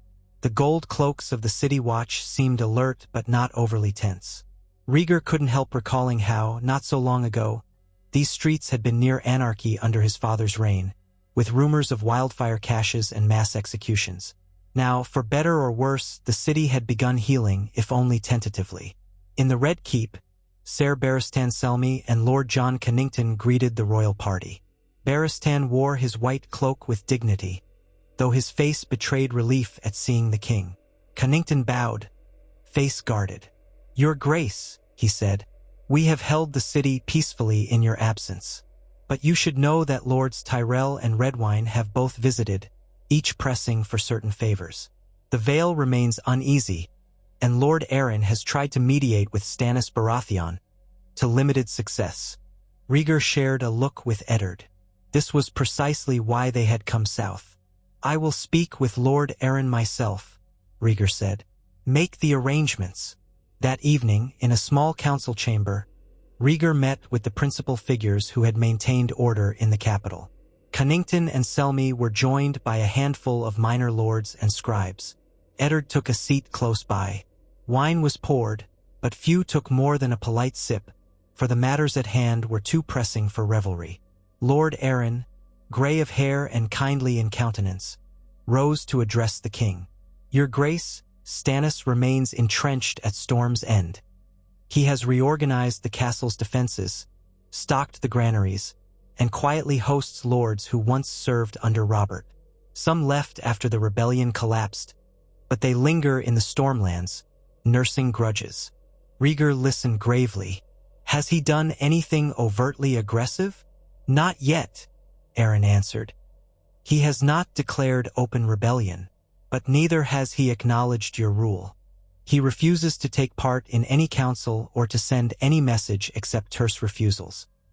He calls himself the rightful Lord of Storm's End and claims you are an unlawful king, though he stops just short of naming you a usurper." Jon Connington's lips tightened. "We should force his submission. If we do not, he will fester like a wound, possibly uniting other malcontents. We cannot risk that." Eddard cleared his throat. "A direct threat will only push him further into defiance. Robert once was beloved in some quarters, especially among lesser lords who admired his strength. If we corner Stannis, we may find ourselves staring down a fresh rebellion." Rhaegar nodded. "We will go in person under banners of peace. If Stannis denies us entry, we will camp outside Storm's End and press him to come forth. I wish to speak with him face to face, if at all possible." Lord Arryn bowed. "It is a bold plan, Your Grace. Let us hope it bears fruit." A subtle tension flickered in the room. Some believed Stannis Baratheon too stubborn for diplomacy, and a few believed Rhaegar's approach too lenient. Yet as king, Rhaegar had made it clear he would try every path toward peace before resorting to war. If that meant risking a personal meeting with the recalcitrant Lord of Storm's End, so be it. The next morning, Rhaegar and his retinue departed King's Landing with renewed purpose. South along the Rose Road they traveled, then cut east on the Stormlands roads. Autumn was in full sway, the leaves turning gold and red, swirling in the wind. The storms that gave the Stormlands their name began to plague them. Sudden downpours, fierce gusts that made the banner-bearers struggle to keep the king's standard upright. The roads were often muddy, slowing their progress, but they pressed on. Rhaegar recognized the significance of these lands, the seat of House Baratheon, whose thunderous might he had faced at the Trident. Memories of Robert's last defiant roar flashed before him at odd moments, the clang of hammer against sword echoing in his mind. He had no personal quarrel with Stannis, but he knew the man must see him as the slayer of his older brother, and for that no easy forgiveness would come. At last, they crested a hill, and Storm's End appeared before them, perched on a rocky coast battered by the sea. Its walls were immense, shaped and fused by cunning ancient spells so that they could withstand even the fiercest storms. The towers jutted into the gray sky, defying the wind and waves. Rhaegar paused his horse, gazing at the fortress with a mixture of admiration and apprehension. If Stannis refused to yield, a siege of Storm's End would be a grim endeavor, one that might drag on for months or even years. He hoped it would not come to that. They advanced carefully, banners of the crown fluttering in the gale. Rhaegar's armor was practical, no rubies on his breastplate now, but a simpler design better suited to travel. He wore a cloak weighted to withstand the wind, though it still whipped about his legs. Eddard Stark rode at his side, grave and silent. Behind them, the column of knights and soldiers stretched out, their faces set in determined lines. At the gates, a contingent of Baratheon men stood with grim expressions, led by a tall knight in dark plate. "Who comes to Storm's End?" the knight demanded, voice carrying over the wind. Rhaegar reined in his horse. "Rhaegar Targaryen, king of the Undulls and the Rhoynar and the First Men, lord of the Seven Kingdoms and protector of the realm.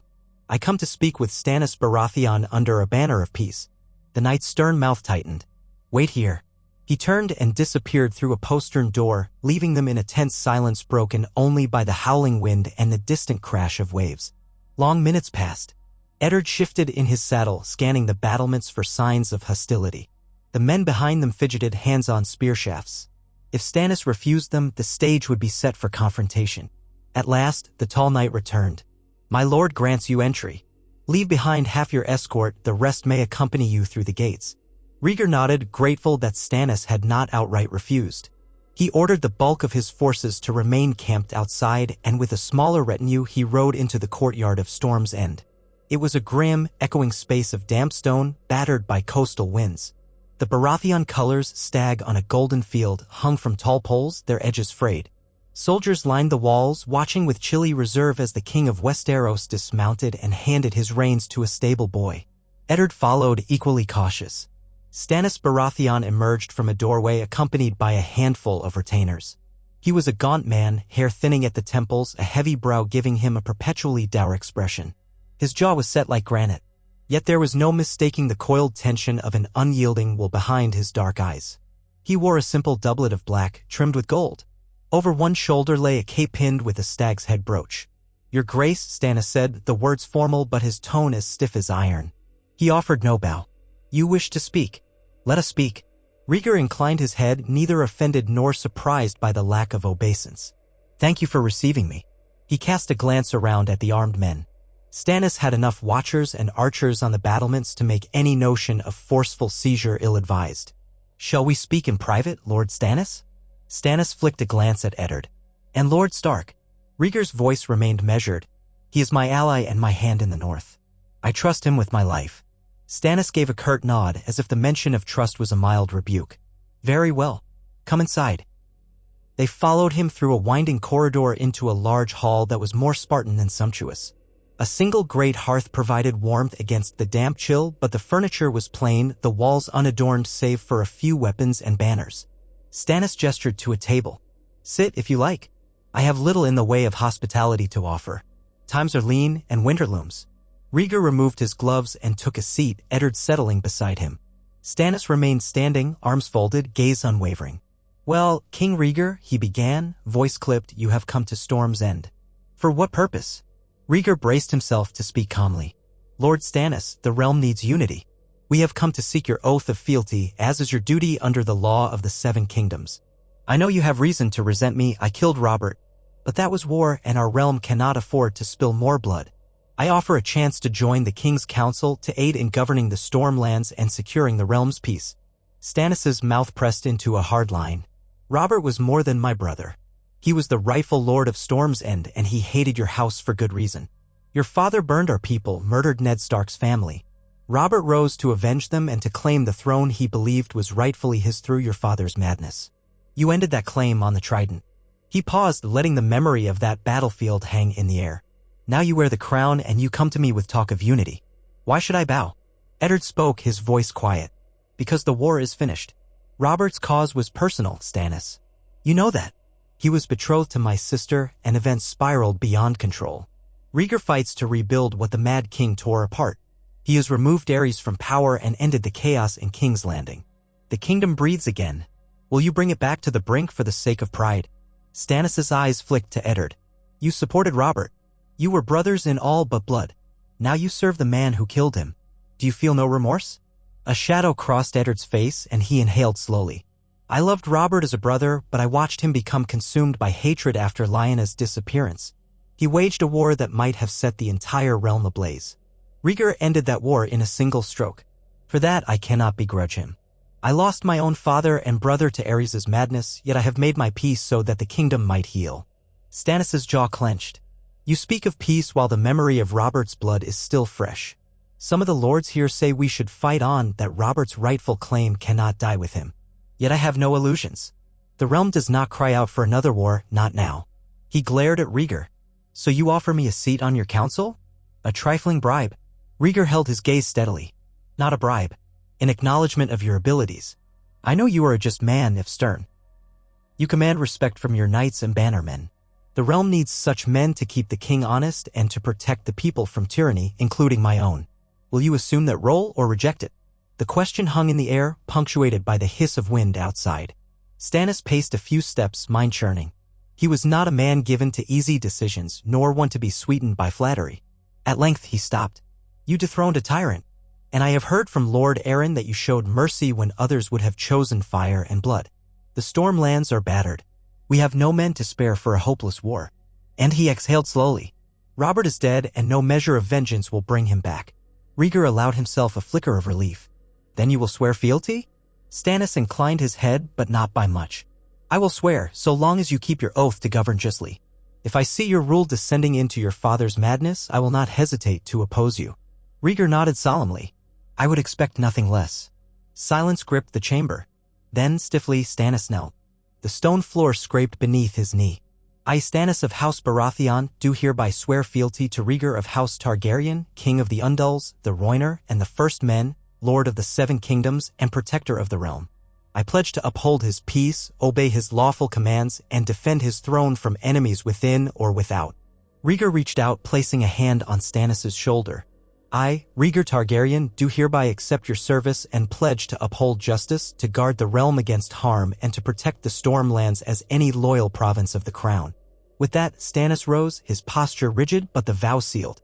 For a moment, none spoke, and the tension that had weighed so heavily upon Storm's End seemed to ease, if only by a fraction. Eddard, letting out a subtle exhale, realized a war had likely been averted in that single moment. Stannis gestured curtly.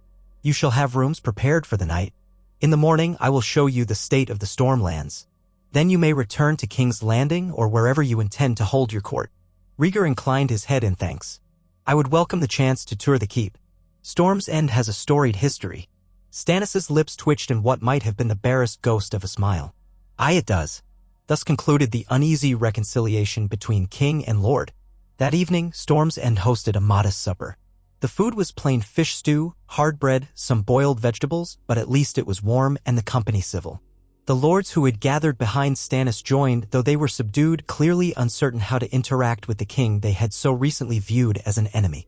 Rhaegar, for his part, asked questions about Storm's End's famed architecture and the surrounding coastal villages, praising the fortress's resilience.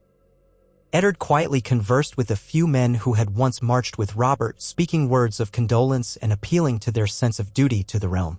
In the morning, Rhaegar walked the ramparts alongside Stannis, bracing against the sea wind that slapped against the thick battlements. The enormous stones bore centuries of storms shaped by clever craftsmanship and rumored sorcery. The waves crashed below, flecks of foam carried high by the gusts. Stannis pointed out the direction of Shipbreaker Bay and the old watchtower that once guided Baratheon ships home. "The storms come from the east," he said, narrowing his eyes. "They pound these walls year-round. The fortress is built to deflect the force, distributing it across curved battlements. That is why no army has ever breached Storm's End by siege. We can outlast them so long as we have stores." Rhaegar nodded. "It is impressive. I would rather have you standing with me than against me. That is why I came." Stannis offered a curt hum. "You have my oath now. Whether you find it comforting or otherwise, that is for you to judge." Rhaegar glanced over the gray sea. "It comforts me," he said, "because a day may come when the realm needs a strong fortress, a strong fleet, and a strong man to defend its shores. An enemy might come from the east or from within. That is what the throne demands of all its vassals: readiness, loyalty, and the capacity to protect the kingdom." Stannis turned, the wind whipping strands of his thinning hair. "Or from the north," he said. "Robert used to speak of legends. White Walkers, the others, nonsense, he called it. But I have read the old accounts. If such evil did stir, it would not be the Stormlands that faced it first, but the Wall." Rhaegar felt a flicker in his chest. That old prophecy, the vision of ice and fire that had guided him, seemed to whisper at the edges of his mind. "Indeed," he murmured. "Let us pray we never see that day." By midday, Rhaegar and Eddard prepared to depart, having successfully secured Stannis' fealty. A guard of honor accompanied them from the courtyard to the gates, and Stannis himself stood on the steps to watch them ride away. The king's host, waiting beyond the walls, saw the signs of peace: no swords drawn, no bloodshed. A subdued cheer rippled through their ranks. Another crisis had been resolved without war.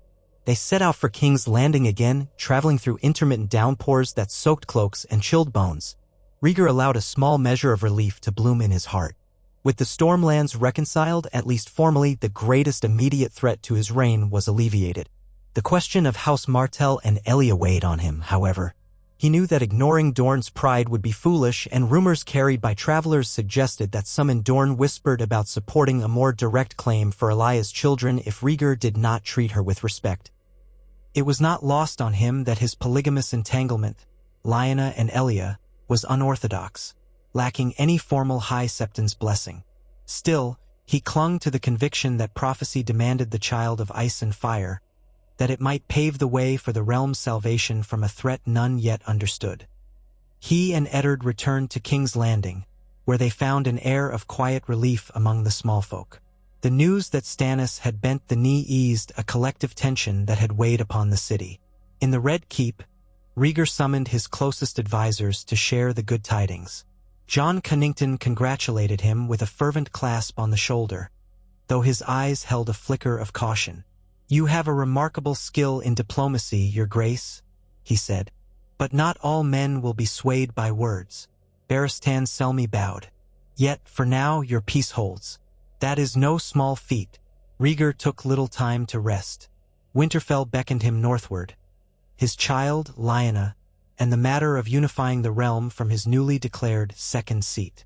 Yet he also had responsibilities in the capital. The Great Council had entrusted him with finalizing several issues: the question of restitution for those who had lost lands during Aerys' tyranny, the ongoing tensions with the Iron Islands, and the quiet hostility of some Westerland's lords who had never forgiven the Targaryens for perceived slights over the past generations. In addition, Dorne required delicate handling. Elia Martell's position was precarious. Some insisted she remain queen consort, while others argued that Lyanna should be recognized in that role. The matter was complicated by the Targaryen tradition that once allowed multiple wives, but which had fallen out of favor centuries past. Politically, naming two queens would shatter precedent and likely anger both Dorne and many other regions. Yet to cast aside Elia would be an affront to House Martell, possibly igniting a Dornish revolt. Likewise, to repudiate Lyanna now would be unthinkable. He had fathered a child with her, and the entire North supported him largely because of their bond. Rhaegar agonized over this dilemma, uncertain how to reconcile love, prophecy, and tradition without unleashing new conflicts. He decided on a temporary measure. Elia would retain the formal title of queen, recognized in King's Landing, while Lyanna would be acknowledged as a royal consort in the north. Such an arrangement satisfied neither fully but gave him time to negotiate a more permanent solution. Letters were dispatched to Dorne, expressing his enduring respect for Elia, promising that no slight was intended, that Lyanna's position was a unique circumstance. But even as his scribes wrote the words on the parchment, Rhaegar knew how precarious it was. Dorne's pride was legendary, and he could almost feel Prince Doran Martell's cool displeasure in the future reply that would come. Seeking to soothe tensions further, Rhaegar summoned Prince Oberyn Martell to King's Landing. Oberyn, Elia's fiery younger brother, was a man of formidable passion and skill at arms. If he could be convinced that Rhaegar meant well, perhaps Dorne could be kept content. But that remained to be seen.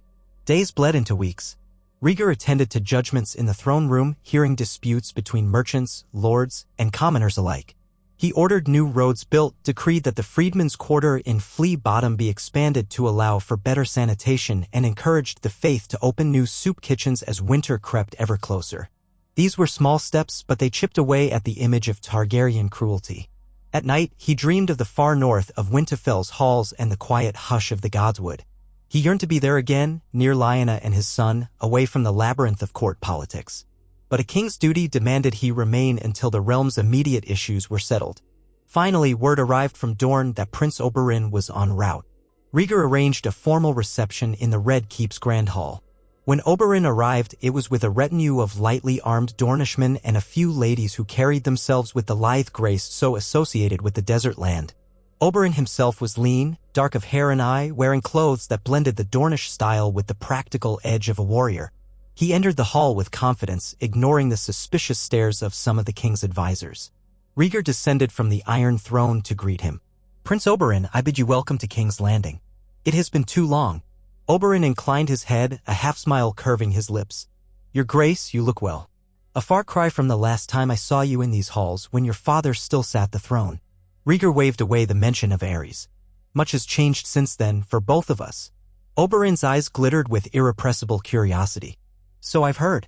Word travels swiftly to Dorne, especially when it concerns the king's domestic complexities. Rhaegar gestured for them to walk aside, giving a silent signal for the rest of the court to disperse. Barristan and Selmy and a couple of guards remained at a discreet distance, watchful but not intruding. The king led Oberyn to a smaller solar where wine and fruit had been laid out on a table by an open window overlooking Blackwater Bay. Once they were settled, Rhaegar spoke plainly. "I will not insult you by pretending that my situation with Elia and Lyanna is simple. I care for Elia and I have no wish to cast her aside. Our children remain precious to me. Yet I also love Lyanna and she has borne me a son." Oberyn poured himself a goblet of Dornish red. "Dorne has many opinions, as you might imagine. My brother Doran is measured. He believes we must see how you intend to proceed before taking any drastic steps." But others, especially among the common folk, grumbled that Elia was slighted. "They feel you used her to produce heirs only to betray her with another woman." He took a sip of wine, never breaking eye contact. "And Elia? She does not write often, but the few letters she has sent me speak of heartbreak mixed with duty. She is no fool. She knows your love for the Stark girl is genuine. That does not ease her pain." Rhaegar felt a twinge of guilt so sharp it nearly stole his breath. "I would do anything to spare Elia further suffering, but I cannot forsake Lyanna, nor my child by her. The realm might well fracture if I were to attempt it." Oberyn nodded slowly. "It is quite the knot you've tied, your grace. The Targaryens of old might have declared a second marriage bed and forced the faith to accept it. Times have changed, though.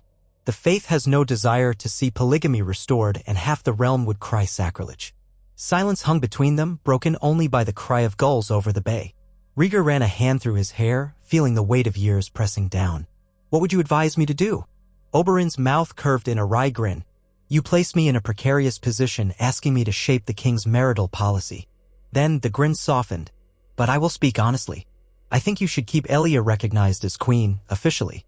Give her respect, let her children hold their place in the line of succession, whatever that place may be, and allow Dorne the privileges it has always demanded, perhaps more. If your Stark woman is recognized as a consort of some sort, so be it. But do not force Dorne to witness Elia cast aside or humiliated. That would be a mistake." Rhaegar nodded, relieved to find that Oberyn's counsel aligned with the makeshift arrangement he had in mind. "That is what I plan. Elia remains queen. Lyanna is the mother of a royal child, recognized but not supplanting Elia's formal station. It may not satisfy everyone, but it might stave off chaos. Oberyn took another swallow of wine, his gaze turning speculative. Yes, it might. So long as you follow through with action, not just words. Right? To Elia regularly. Show that you have not forgotten her or your children. When the weather permits, travel to Dorne and hold court there, or bring Elia here in splendor. Let the realm see that House Martell is not cast aside. If you do so, perhaps the murmurs will quiet. Rhaegar took a long breath. I will. And you? Will you stay in King's Landing for a time to represent Dorne's interests?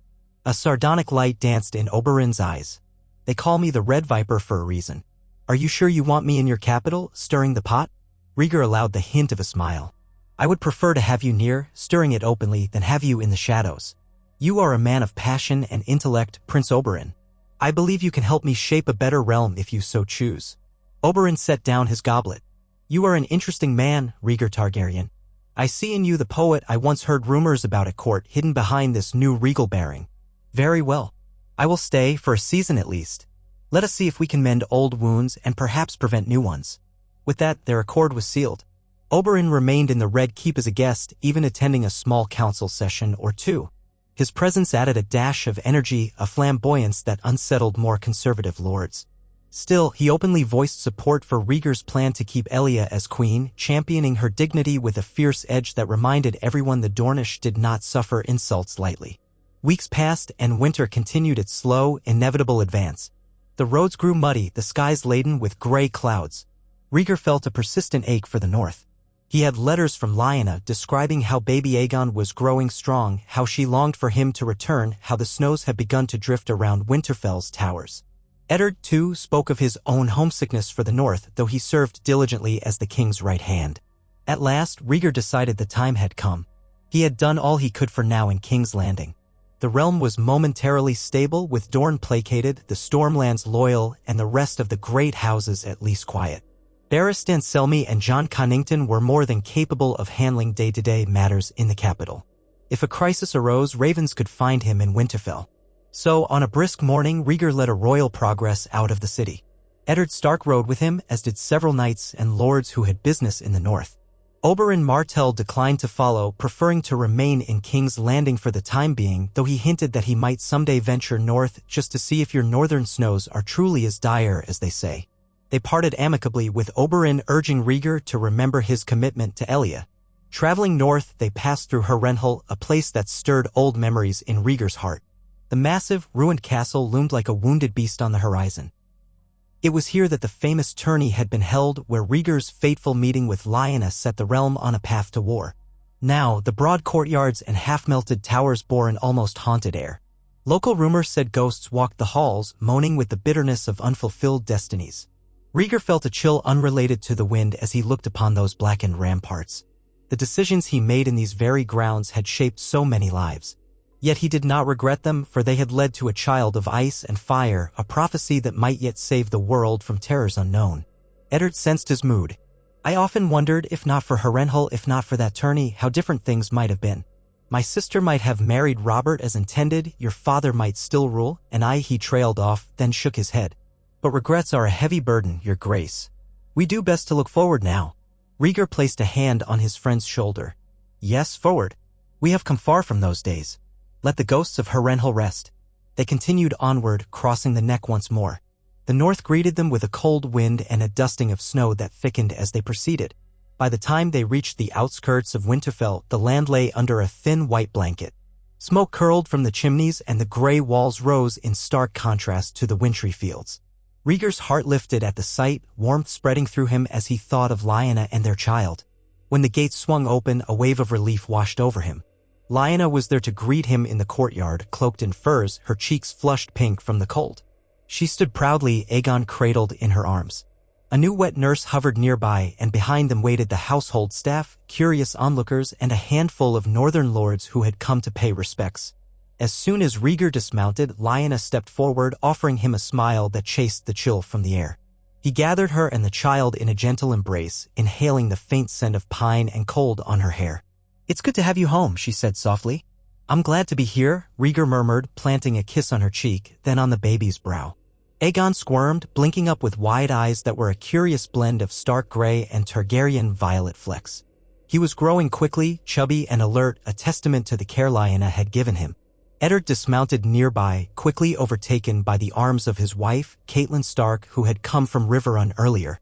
Their reunion was quieter but no less heartfelt. Around them, soldiers took charge of the horses and the people of Winterfell bowed in measured courtesy, acknowledging the king's arrival without the pomp that might be found in the south.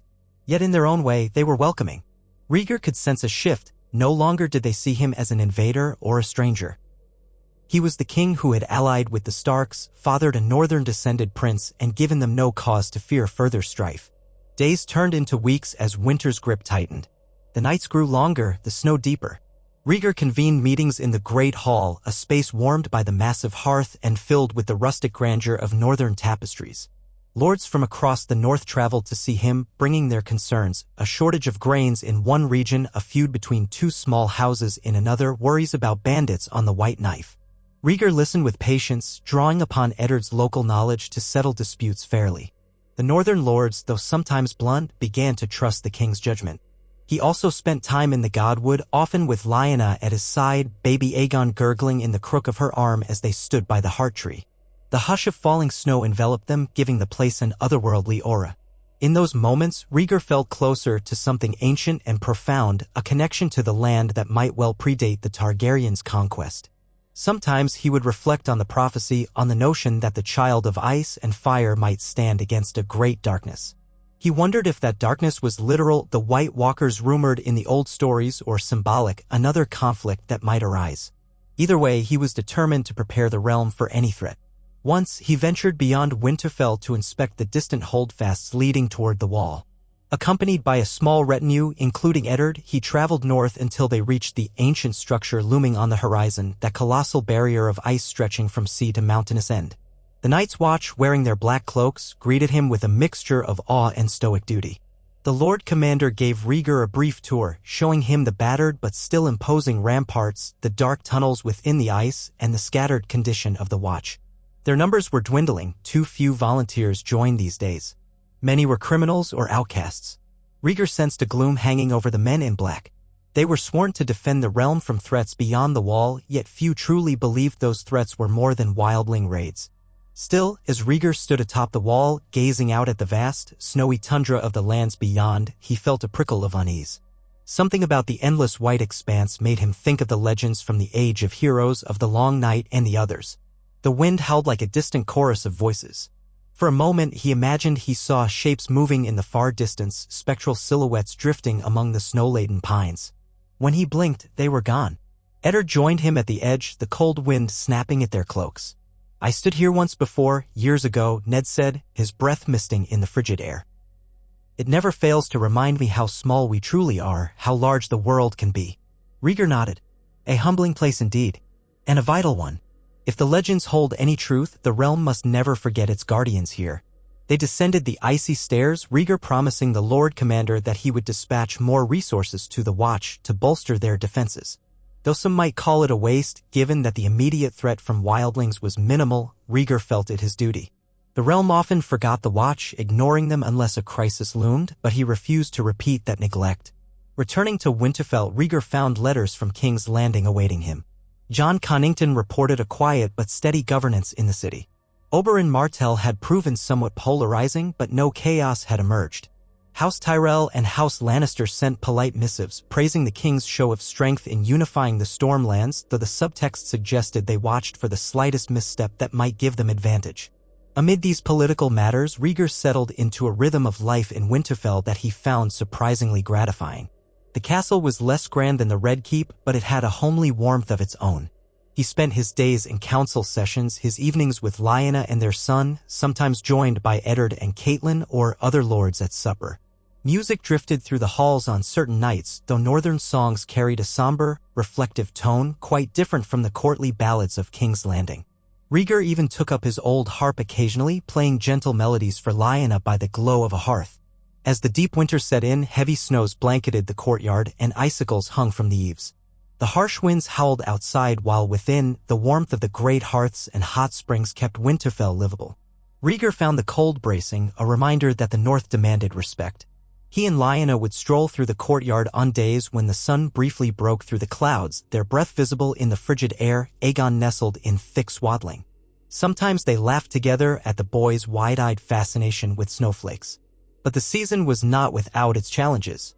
A raven arrived with grim news from several outlying northern villages. Wolves were sighted in packs larger than usual, prowling nearer human settlements in search of scarce game. Some villagers reported people gone missing. Eddard explained that in deep winter, dire wolves and common wolves sometimes roamed further south, and if the winter turned truly cruel, they might become desperate. The king sent riders to investigate and provide what aid they could. One evening, a half-frozen rider returned, reporting that some outlying hamlets along the Bar Rolands needed extra food as their harvest was spoiled by early frost. Rhaegar arranged for supplies to be delivered at once. The demands of winter forced him to see just how vital local stewardship was. The North was a land of extremes, and the Starks had maintained it for generations through careful alliances, mutual support, and respect for the harsh environment. Rhaegar listened, learned, and did what he could. By day, he might hold court for a handful of local petitioners, and by night, read old scrolls on the management of northern fortresses. He found himself growing both in knowledge and empathy. One freezing dusk, as he stood on the ramparts with Eddard, watching a pale sunset bleed into a purplish horizon, he spoke quietly. "I was born and bred in King's Landing, a place of heat and politics. I never thought I would find a home in a land of ice and silence. But now I feel something here that I never felt in the Red Keep, a sense of belonging." Eddard gazed out over the snowy fields. "The North grows on you, given time. There is beauty in its severity. And as long as we who live here hold to our vows, it will sustain us." Rhaegar knew he would eventually have to return south if only to maintain the realm's unity, but for the moment he let himself be content with Winterfell's sheltering walls. The child Aegon turned half a year old as the snows thickened. He babbled happily, sometimes grabbing at Rhaegar's silver hair with surprising strength. Eddard's own children, little Robb, Sansa, and the infant Arya mingled with the young prince in the nursery, forging early bonds that might one day shape the next generation of Westeros. Lyanna remained a fiercely protective mother, taking the baby out to the godwood in warm swaddles as if she wanted him to soak in the heartbeat of the North from his earliest days. Occasionally word reached them of lingering malcontents in the Riverlands, men who had fought for Robert. In response, Rhaegar dispatched small squads of loyal knights to quell any banditry. He ordered that no harsh punishments be doled out unless the men resisted violently. Instead, he offered the chance for amnesty if they would swear allegiance anew. Bit by bit, the realm knitted itself together, though grudges did not vanish overnight. Eddard's foster father, Jon Arryn, wrote that he believed they were witnessing the realm's slow healing process as life under Rhaegar's rule became the new normal.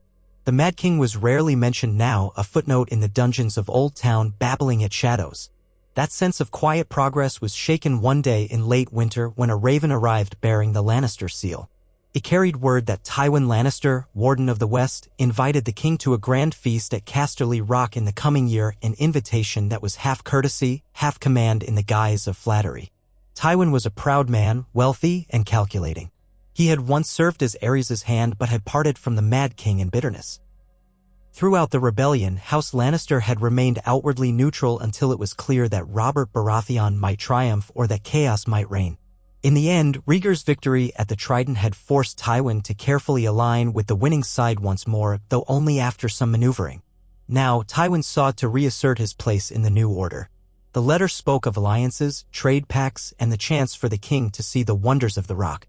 To Eddard, it was clear Tywin wanted to gauge Rhaegar's strength and intentions, perhaps to push for a match or a favor.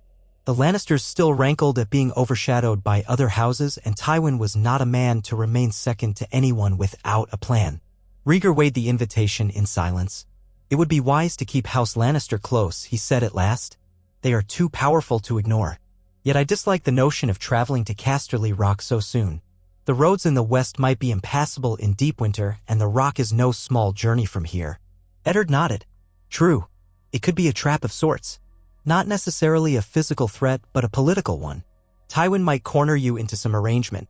Or he might simply want to display his wealth and remind the realm that the Lannisters are not to be trifled with."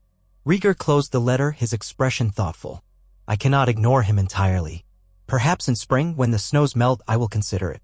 For now, I shall send a gracious reply, promising to visit once the weather permits." So the matter was deferred, but it cast a subtle shadow over the calm of winter life. Rhaegar knew that once the snows thawed, the realm would expect him to resume a more itinerant kingship, traveling to see the various lords, securing alliances, ensuring that old wounds continued to mend.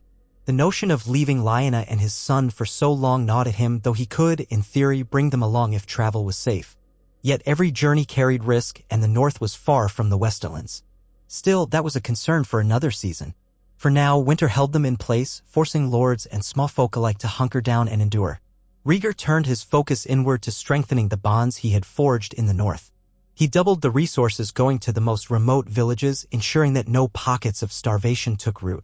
He sat in on the Stark's own court sessions, learning how northern justice balanced tradition with the harsh realities of survival. Eddard's approach was measured, always striving to treat even minor offenses with fairness.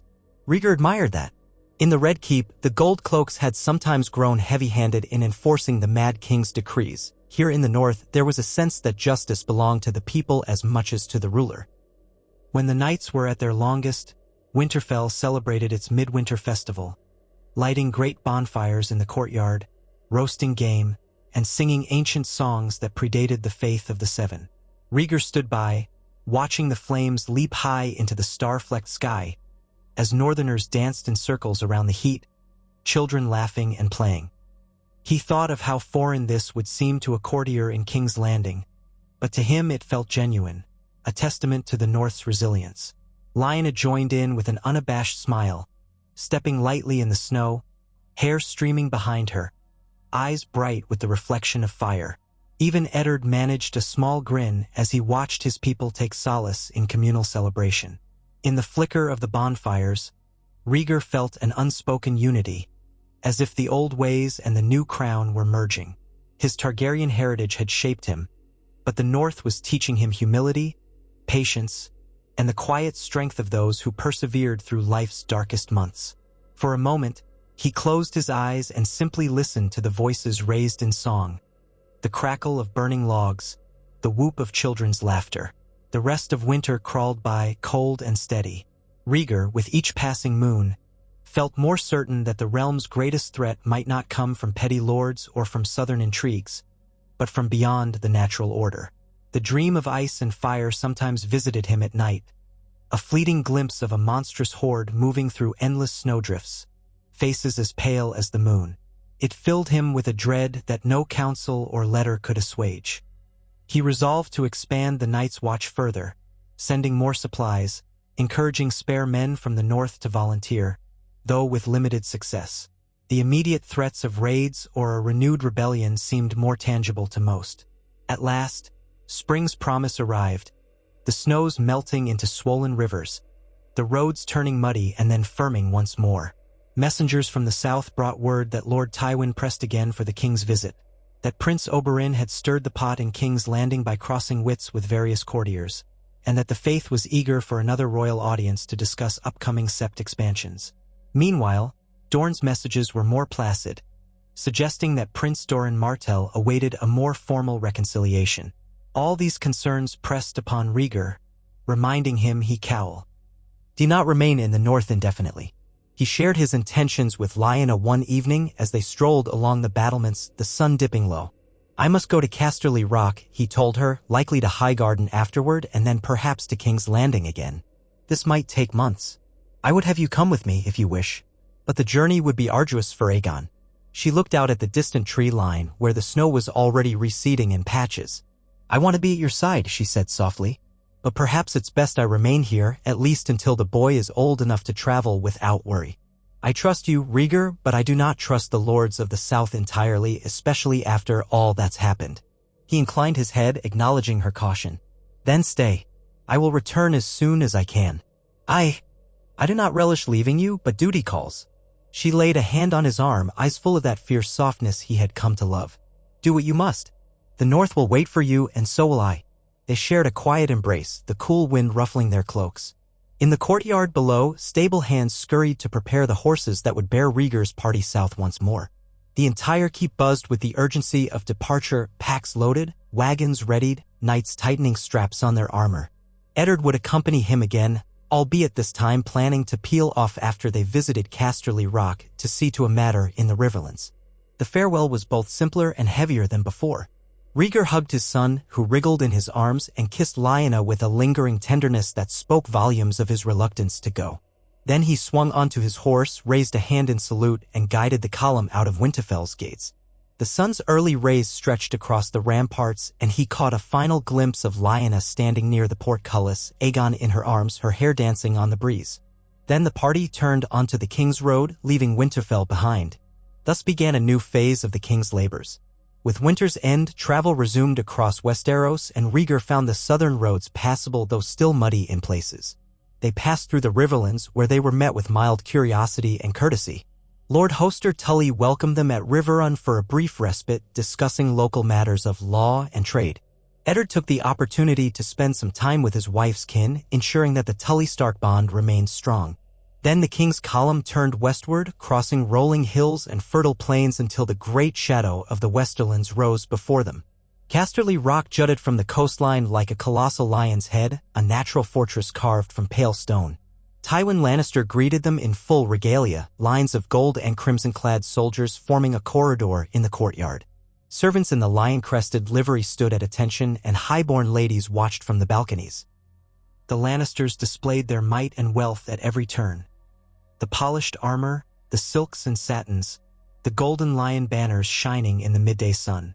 Tywin himself, tall, broad-shouldered despite his advancing years, bowed with impeccable formality.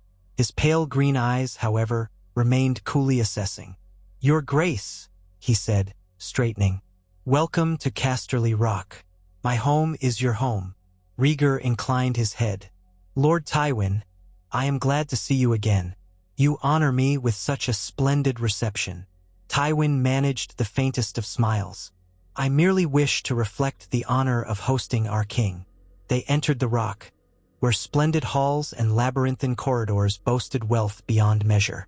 Gold veins glittered in the walls, tapestries depicted past Lannister triumphs, and the furniture was carved from rare woods imported from Essos.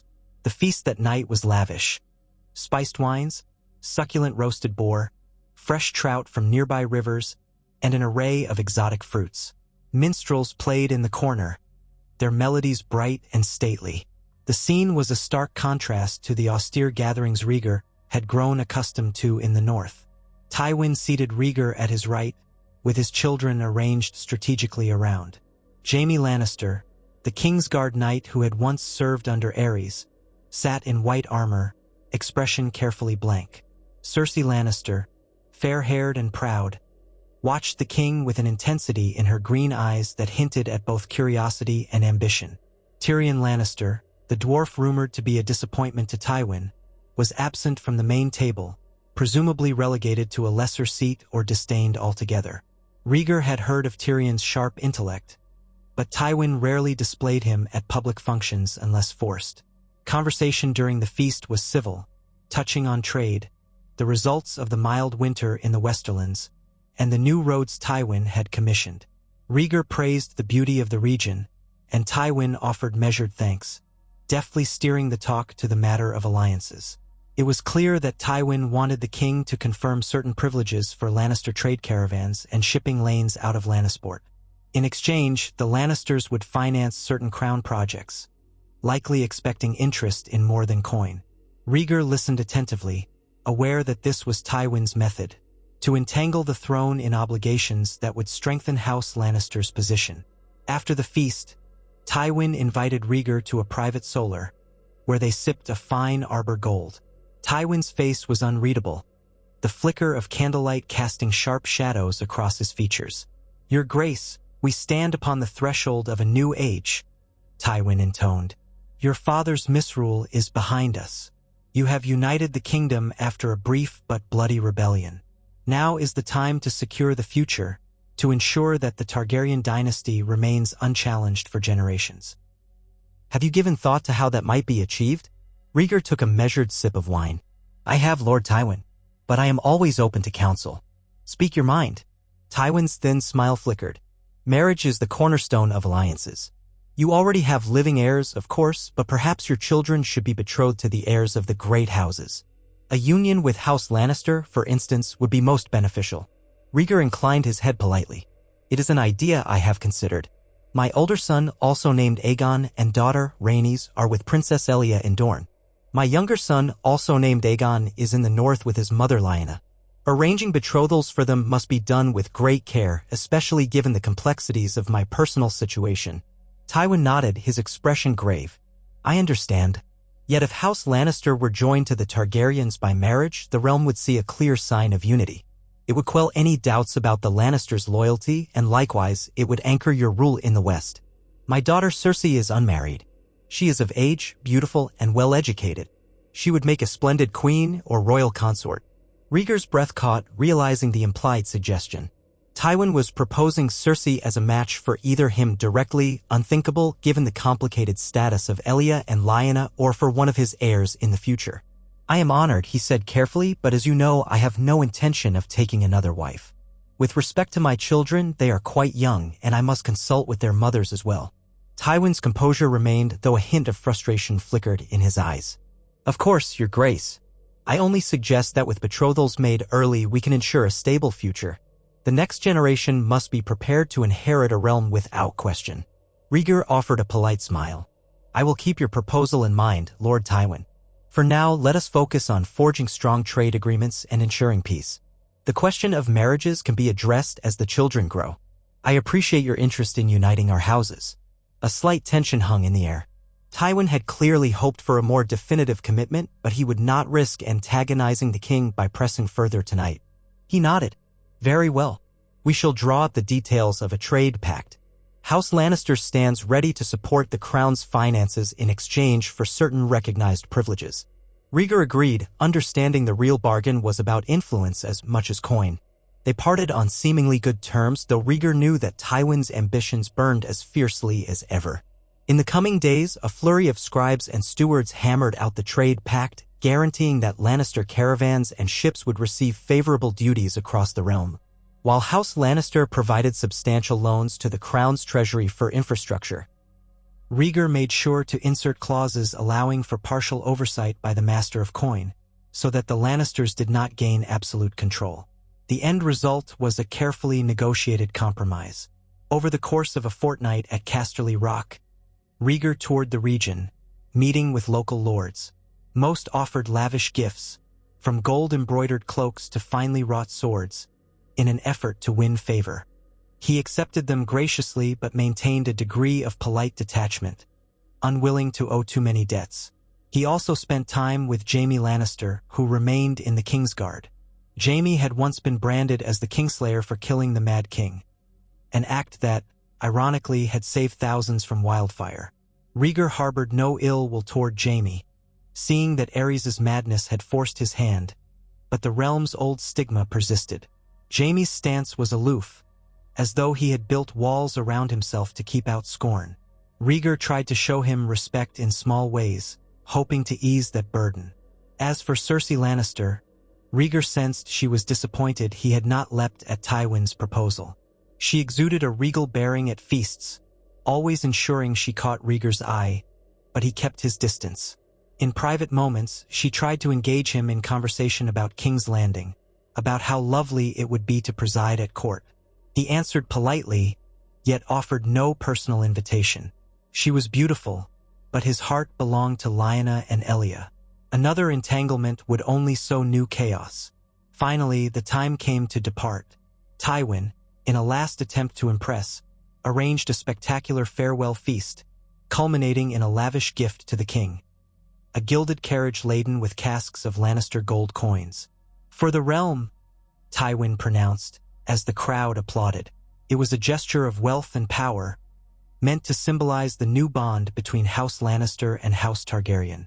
Rhaegar accepted with measured gratitude, knowing he would use the gold for public projects, ensuring that the realm benefited rather than letting it line any one house's pockets. They rode east from Casterly Rock, traveling the Gold Road toward King's Landing. Eddard parted ways soon after, heading for the Riverlands to address some family matters and check on Tully business. Rhaegar's retinue continued through the rolling hills, guarded by a small cavalry. The spring weather was mild, the worst of the mud drying under the sun. Just when Rhaegar dared to hope for a peaceful return to the capital, a messenger came galloping up the road, bearing dire news. An outbreak of the Grey Plague had struck a cluster of villages near the Blackwater Rush. The disease was rumored to be highly contagious, bringing fever, a sallow complexion, and a lingering death. Word had reached the crown that some panicked villagers fled toward the capital, risking an epidemic within the city's walls. Barristan and Selmy, acting on Rhaegar's earlier instructions for crises, had quarantined the city gates, refusing entry to anyone from the afflicted region. Rhaegar felt a chill. A plague could ravage the realm more efficiently than any war. He immediately altered his course, ordering the column to make for the stricken area, accompanied by the best maesters in the retinue. Over half a dozen outlying villages were affected, some families already lost to fever. At the outskirts of the first village, crows circled over silent huts. Rhaegar dismounted, seeing the haggard faces of survivors who stumbled out begging for help. The maesters quickly set up triage, distributing potions and trying to isolate the infected. Rhaegar helped as he could, directing knights to bury the dead in separate pits to prevent the spread. The stench of sickness clung to the air. Rhaegar moved among the villagers with a cloth pressed over his face, listening to their pleas. Mothers cradled sick children, fathers coughed up blood, old men lay delirious in straw beds. He felt the pressing weight of responsibility. As king, it was his duty to safeguard these people, no matter how small or poor their village might be. He dispatched riders to the nearest holdfasts for more supplies, to the capital for additional maesters and septons. Day by day, they battled the Grey Plague, building makeshift quarantine camps, burning infected bedding, and rotating fresh knights to keep order.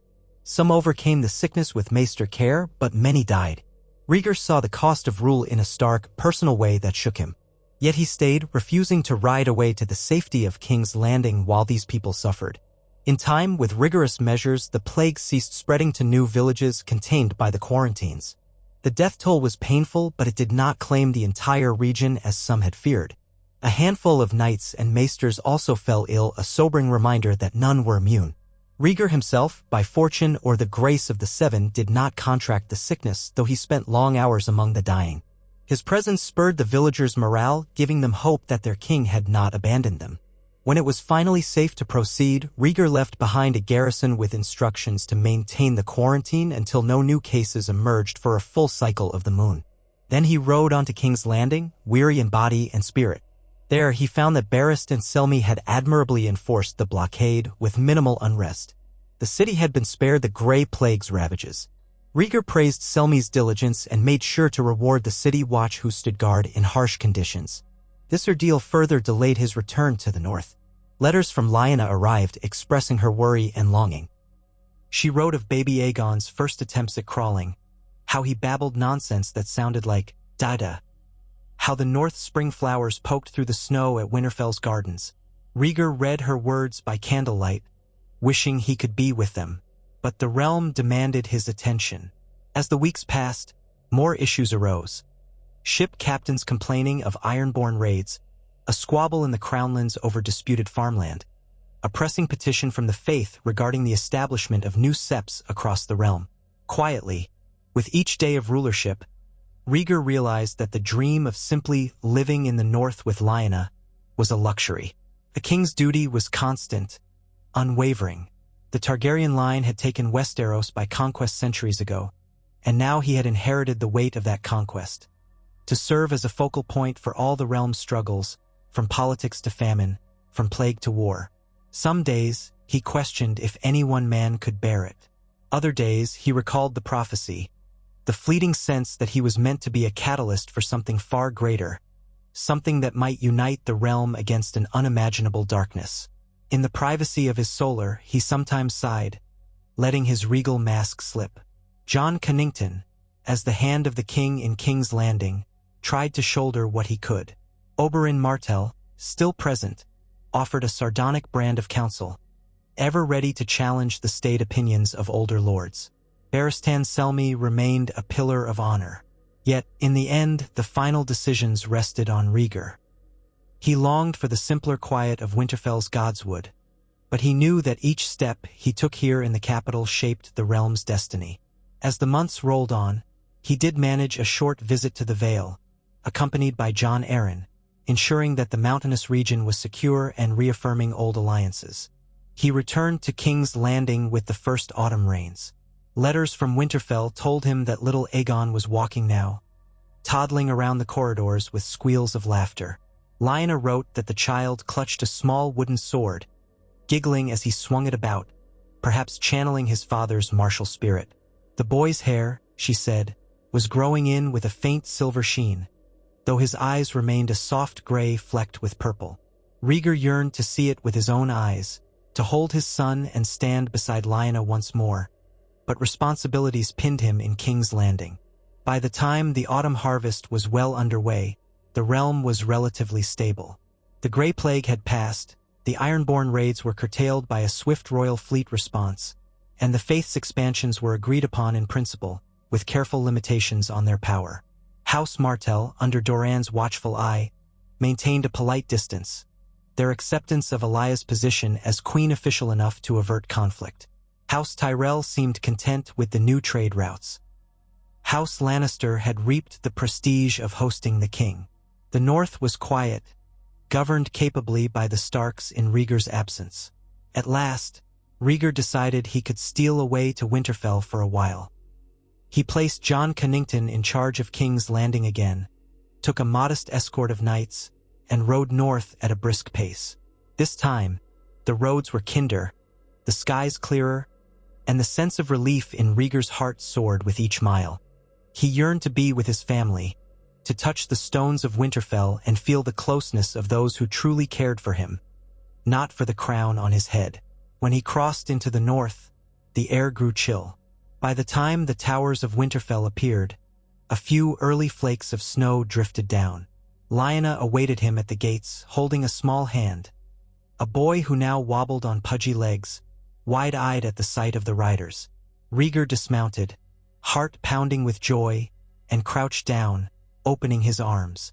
Aegon stared at him for a moment, as if uncertain, then toddled forward, giggling as he recognized his father. Rhaegar scooped the child up, pressed a kiss to his forehead. Lyanna came close, and he pulled her into an embrace as well, holding them both. The tension of the past months drained away, replaced by warmth and gratitude. Over supper in Winterfell's great hall, Rhaegar learned all the little details of Aegon's growth. His first words, a garbled ma that might have meant mother. His fearless attempts to climb chairs, the time he stumbled into the kennel and startled the hounds with his squeals. The entire Stark household had grown fond of the boy. Lyanna's eyes shone as she recounted each new moment, each sign that their son was healthy and spirited. Rhaegar savored every word, every detail, feeling at peace. That night, he sat with Lyanna by the hearth in their private chambers, Aegon sleeping soundly in a cradle.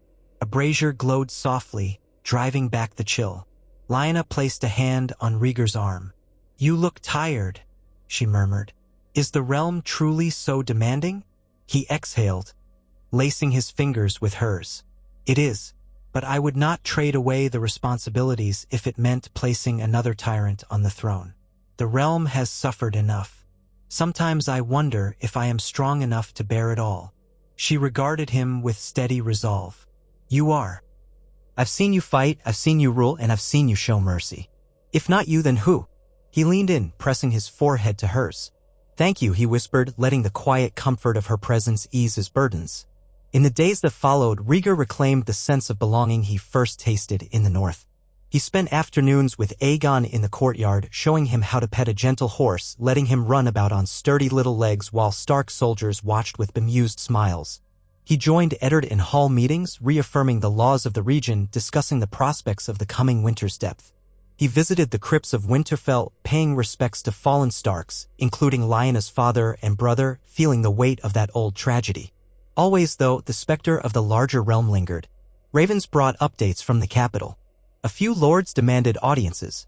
A minor rebellion sparked in the Westerlands, quickly crushed by Tywin's men, but it served as a reminder that the legacy of the rebellion had not entirely faded.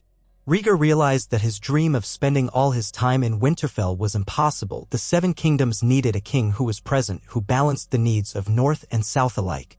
Thus, he began crafting a new arrangement. Winterfell would remain his northern seat, a place he would return to regularly with Lyanna and their child. King's Landing, however, would still function as the realm's primary capital. He would split his time between them, traveling with a well-equipped retinue. Over time, perhaps he might establish additional seats of governance in other regions, ensuring that each corner of the kingdom felt the king's presence. This plan was ambitious. No previous Targaryen monarch had attempted such an itinerant rule on a large scale. But Rhaegar's unique position demanded creative solutions. As the second winter under his reign approached, he looked out from Winterfell's battlements, cradling Aegon in his arms. The child babbled, reaching up to tug on a strand of his father's silver hair. Lyanna stood beside them, pointing out a flock of crows that wheeled in the sky. Light snow drifted around them, a gentle hush blanketing the courtyard. Rhaegar breathed in the cold air, feeling it settle in his lungs, and he smiled. This was the heart of what he fought for, a realm where a father could hold his son without fear of tyranny or needless war, where houses could unite in cautious harmony, where the memory of past horrors might fade beneath the promise of a better future. Though storms and shadows remained, he would face them. He was Rhaegar Targaryen, king of the Seven Kingdoms, a man forged by prophecy and duty, tempered by love and loss, determined to guide Westeros into an age of peace. Winterfell was his refuge, King's Landing his seat, and across the realm, a fragile but earnest hope stirred. A belief that the Targaryen dragon, once a symbol of fear, now strove to protect and unite. If ever a day came when ice and fire clashed beyond mortal comprehension, he trusted that the alliances he had forged, the heirs he had sired, and the love he had discovered in a Northborn wolf would be enough to see the realm through its darkest hour. And so, with the snow drifting around them, father, mother, and child stood upon ancient stones, a living testament to the hard-won victory on the Trident and the unbreakable bond between dragon and wolf. In the weeks that followed his return to Winterfell, Rhaegar Targaryen found moments of contentment more precious than any crown could afford him. He would wake before dawn, drawn by the hush that seemed to settle over the castle in those early hours, and slip from bed to walk the courtyard. The fresh snow beneath his boots crunched softly, leaving faint prints that the wind sometimes erased before his eyes. On occasion, he stood by the massive weirwood in the godwood, the red leaves rustling in the cold air. If he closed his eyes, he almost believed he could feel the old god's ancient awareness pulsing in the roots beneath him. It was a strange, humbling sensation, as though this land and its deities had accepted him in ways the South never truly had. Back in their chamber, he would find Lyanna awake, nursing little Aegon in the soft glow of a single candle. The child's eyes, once a muddled infant gray, were now bright with glints of violet. His hair had lightened to a peculiar shade, neither fully Targaryen silver nor stark brown, but something in between, like moonlight on dark steel. Lyanna teased that their son bore the best of both worlds, and Rhaegar quietly hoped it might be an omen that the union of wolf and dragon truly could forge a new destiny for Westeros. Yet for all his joys, the demands of kingship never relented. Ravens arrived almost daily from King's Landing, bearing news of trifles or troubles, each requiring some measure of thought. Jon Connington, serving his hand in Rhaegar's absence, wrote of petty squabbles in the Crownlands and disputes among minor lords who jostled for favor now that the realm was at peace.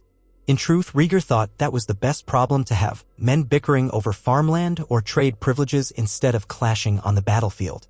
Even so, the letters were a reminder that his quiet days in the north would soon be limited by the throne's demands. The calm he had forged was fragile, he felt it like spun glass under a steady hand. Throughout that wintry stretch, the snow grew deeper around Winterfell, but the castle's hot springs and thick walls made life inside tolerable. Rhaegar summoned northern bannermen periodically, hearing disputes and ensuring roads remained clear enough for at least limited trade. It surprised him how quickly he had adapted to the subtle intricacies of northern governance. Disputes here often arose over scarce resources, hunting grounds, or the ancient boundaries of small keeps. The lord or clan chief who arrived in furs, smelling of pine and wood smoke, might bow more with the tilt of his head than a grand gesture, and speak bluntly of his needs without the polished courtesies so common in King's Landing. Rhaegar found that candor refreshing. A man might bare his teeth in the north, but at least one knew where he stood. On a bitterly cold morning, Eddard Stark came to Rhaegar's solar with word that ice was thickening on the nearby rivers, a sign that travel south would become treacherous again. Seated at a simple pine desk, Rhaegar closed a ledger of winter stores and turned to Ned, who shook snow from his cloak with a weary sigh. "The roads are passable, but barely," Ned reported. "If you intend to journey south soon, it must be before next moon's turn. Another heavy snowfall, and even the King's Road will be difficult. We might manage, but your wagons and retinue would struggle." Rhaegar exhaled, his breath mingling with the faint chill in the room. "I know I must return," he said quietly. "Still, a part of me hesitates to leave so soon. The realm is, if not stable, at least not on the brink. But I sense new problems will rise if I remain in Winterfell too long." Ned nodded, stepping closer to the fireplace. "The lords of the South are restless. Tywin Lannister will want to see you again after your visit to the Rock, and the Martells watch keenly for any sign of disrespect toward Elia. The Baratheons are loyal in name, but Stannis is still Stannis. He is not one for easy compromises if something displeases him. And the Tyrells, well, they measure everything in alliances and harvests. If they suspect any faltering, they could shift their support to whichever cause benefits them most." Rhaegar dipped his head in quiet acknowledgement. "You speak true. Perhaps I can remain here for a fortnight longer and then depart. I'd like to see the upcoming harvest stored. If the winter deepens, the North may need additional supplies from the Crown's granaries. I must be certain all is in order." Ned agreed, and so the plan was set. For a fortnight, Rhaegar made final arrangements, ensuring that Winterfell and its bannermen had everything required to weather the cold. He walked the walls with Lyanna at dawn, the sky tinted with that pearl-gray light unique to northern mornings. He stole hours in the Godswood with Aegon toddling through the snowdrifts, the boy shrieking with laughter whenever Ghost, the white direwolf belonging to Ned's young ward, Jon Snow, padded by, tail swishing. Lyanna would watch them, her eyes shining with something akin to both love and sorrow. Rhaegar understood. Every moment was precious, for they could not know how many such mornings they would share before duty parted them again. At last, the day of departure arrived. Winter's breath clung to the air, and the courtyard bustled with horses, wagons, and soldiers in cloaks trimmed with fur. Lyanna carried Aegon to the gates, placing a hand on Rhaegar's chest as she kissed him goodbye. The wind whipped her dark hair across her face. "We'll be safe here," she told him, voice clear. "Do what you must do in the South, and when you can, return to us. We'll be waiting." "I promise," Rhaegar said softly, pressing a final kiss to her brow and one to Aegon's head. Then he mounted his horse, signaled to the men, and the gate of Winterfell opened. The retinue set forth, Eddard among them, while Lyanna and the child stood upon the ramparts to watch. The lines of Winterfell's gray walls soon faded behind swirling snow, replaced by the bleak, rolling expanse of the King's Road. Rhaegar felt the ache of separation keenly, yet a sense of renewed purpose settled over him. He was, after all, still king of the Seven Kingdoms, and he had chosen a path that would not allow him the bliss of staying in one place forever. They made slow progress at first, forced to break ice where small streams crossed the road. Crannogman guided them past the bogs near Moat Cailin, while Eddard cautioned them about pockets of quicksand hidden beneath snow. Day after day, they pressed on until they finally emerged from the neck. There, the climate grew milder with every league south. Mud replaced ice, and caravans once more appeared on the roads, carrying goods to and from King's Landing or the bustling Riverlands. At Riverrun, they paused for a rest, greeted warmly by Lord Hoster Tully and his retinue. Ned reunited briefly with Catelyn, who had come to visit her ailing father. Rhaegar found himself in the presence of Edmure Tully, a man of hearty laughter and quick tempers who clearly still wrestled with the memory of the rebellion that had swept away so many of his acquaintances. Over a modest feast, Edmure inquired politely after the condition of King's Landing, complaining that the Tully levy taxes had grown cumbersome, though not in a way that sounded seditious, more like a man overwhelmed by the realm's complexities. Rhaegar offered him reassurance that the realm's finances were improving. He spoke of how Tywin Lannister's loans and trade pacts, though they demanded vigilance, had sparked a modest economic upturn that allowed for the better stocking of grain stores. Edmure seemed mollified, though not entirely.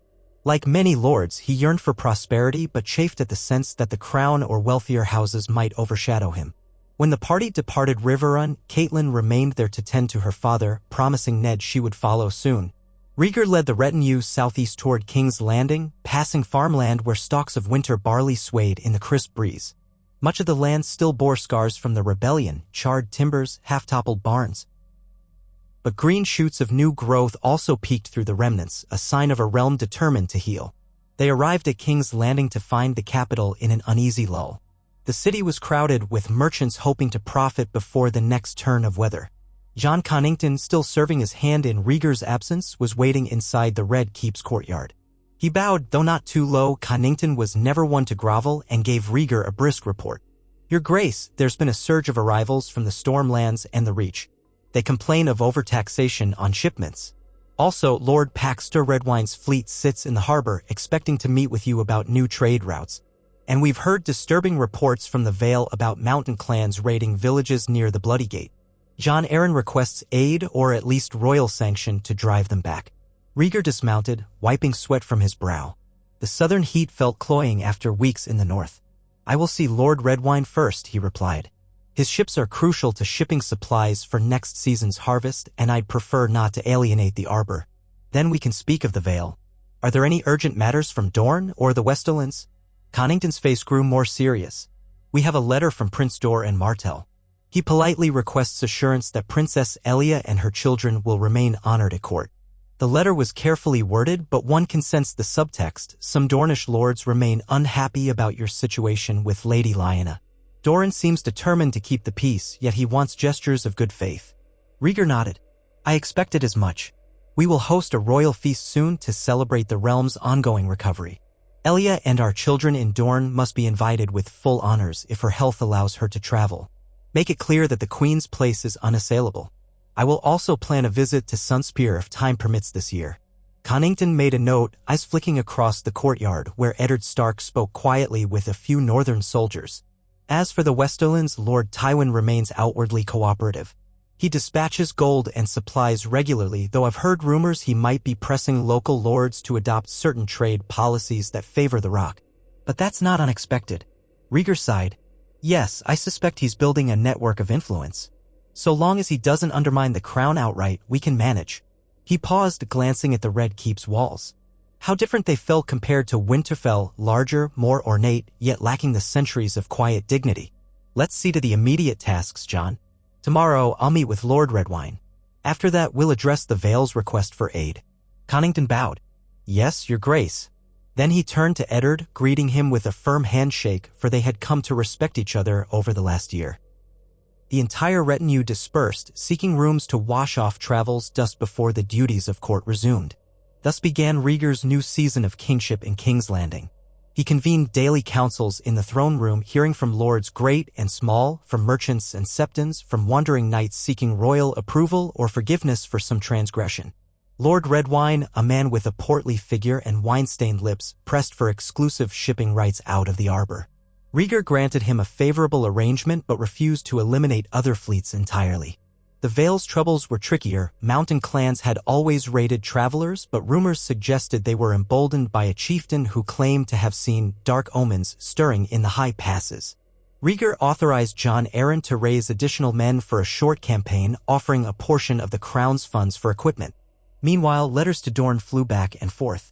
Elia Martell responded politely to the news of a grand feast, expressing willingness to attend if her health permitted. Rhaenys and the older Prince Aegon, still children but growing quickly, were to accompany her. The arrangement did not precisely delight everyone in King's Landing, as some whispered about the awkward meeting of Elia and Rhaegar in the presence of the entire court. But Rhaegar believed such an open acknowledgement was the only path toward bridging tensions. He was determined to show the realm that Elia remained queen, even if Lyanna was equally beloved in the north.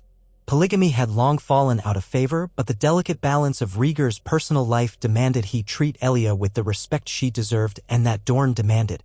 Eddard Stark served as an invaluable advisor, though he stood aside whenever matters of the southern courts grew too entangled in flattery.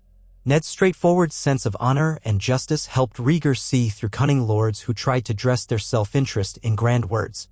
More than once, Rhaegar would glance at Ned during a petition, catch a faint narrowing of the man's eyes, and realize that something was amiss. Then Rhaegar would probe deeper and, sure enough, find that a minor lord was overstating a grievance to coax gold from the crown. With each such incident, Rhaegar's appreciation for Ned's presence only grew. Still, the weeks wore on, and the corridors of the Red Keep seemed to close in. Rhaegar missed the north's open skies, the swirl of falling snow. Yet he was acutely aware that many in the capital had endured far worse: the tyranny of the Mad King, the horrors of war, and a recent plague scare. These people could not flee to a quiet keep whenever they wished. Rhaegar did not permit himself the luxury of complaint. He rose early each day, sometimes joining Barristan Selmy and other Kingsguard knights in the practice yard.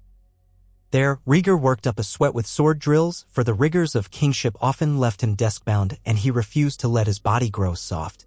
Afterward, he would break fast with Eddard or John Cunnington discussing the day's tasks. The rest of the hours he spent in council or holding court. By nightfall, he retreated to his chambers where he might read a few pages of a book on the long history of House Targaryen or watch the flicker of torches across the city's rooftops. His dreams, when they came, were fitful visions of swirling snowdrifts in which 1,000 unseen shapes lurked. Finally, the day of the grand feast arrived. The halls of the Red Keep were draped in banners of red and black, golden stags, silver trout, golden roses, the sun and spear of Dorne, an array that symbolized the unity of the realm. Food arrived from across the 7 kingdoms, spiced Dornish peppers, arbor wines, honeyed pastries from the Reach, and salted fish from the Vale. Musicians tuned their lutes and pipes. A hush of anticipation filled the corridors. This would be the first time Queen Elia and her children returned to King's Landing since Rhaegar's open acknowledgement of Lyanna Stark in the north. Rhaegar stood in the throne room wearing dark crimson doublet and a circlet of gold upon his brow. Eddard was beside him, clad in the somber grays of House Stark, while Barrist and Selmy and the King's Guard stood at attention near the Iron Throne. Lords and ladies thronged the space, arrayed in finery. Rhaegar's gaze flickered toward the doors, anxiety tightening his chest. Elia was due to arrive at any moment. At last, the herald shouted for the delegation from Dorne. Doors swung wide, and in swept Prince Oberyn Martell, flamboyant in orange and gold, followed by a retinue of Dornish knights and ladies. Behind them, more sober and regal, came Prince Doran Martell in a wheeled chair, his expression reserved. Then Elia Martell herself appeared, wearing a flowing gown of deep purple with gold trim, her black hair bound with a delicate net of jewels. At her side walked Rhaenys, a girl of perhaps 9, proud and pretty, her eyes bright with curiosity.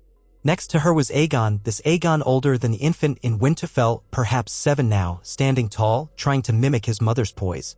The murmurs in the crowd were palpable. Many bent the knee or bowed low, acknowledging Elia as queen. R.H.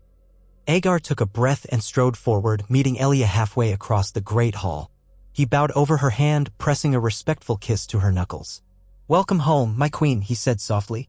"I trust your journey was peaceful?"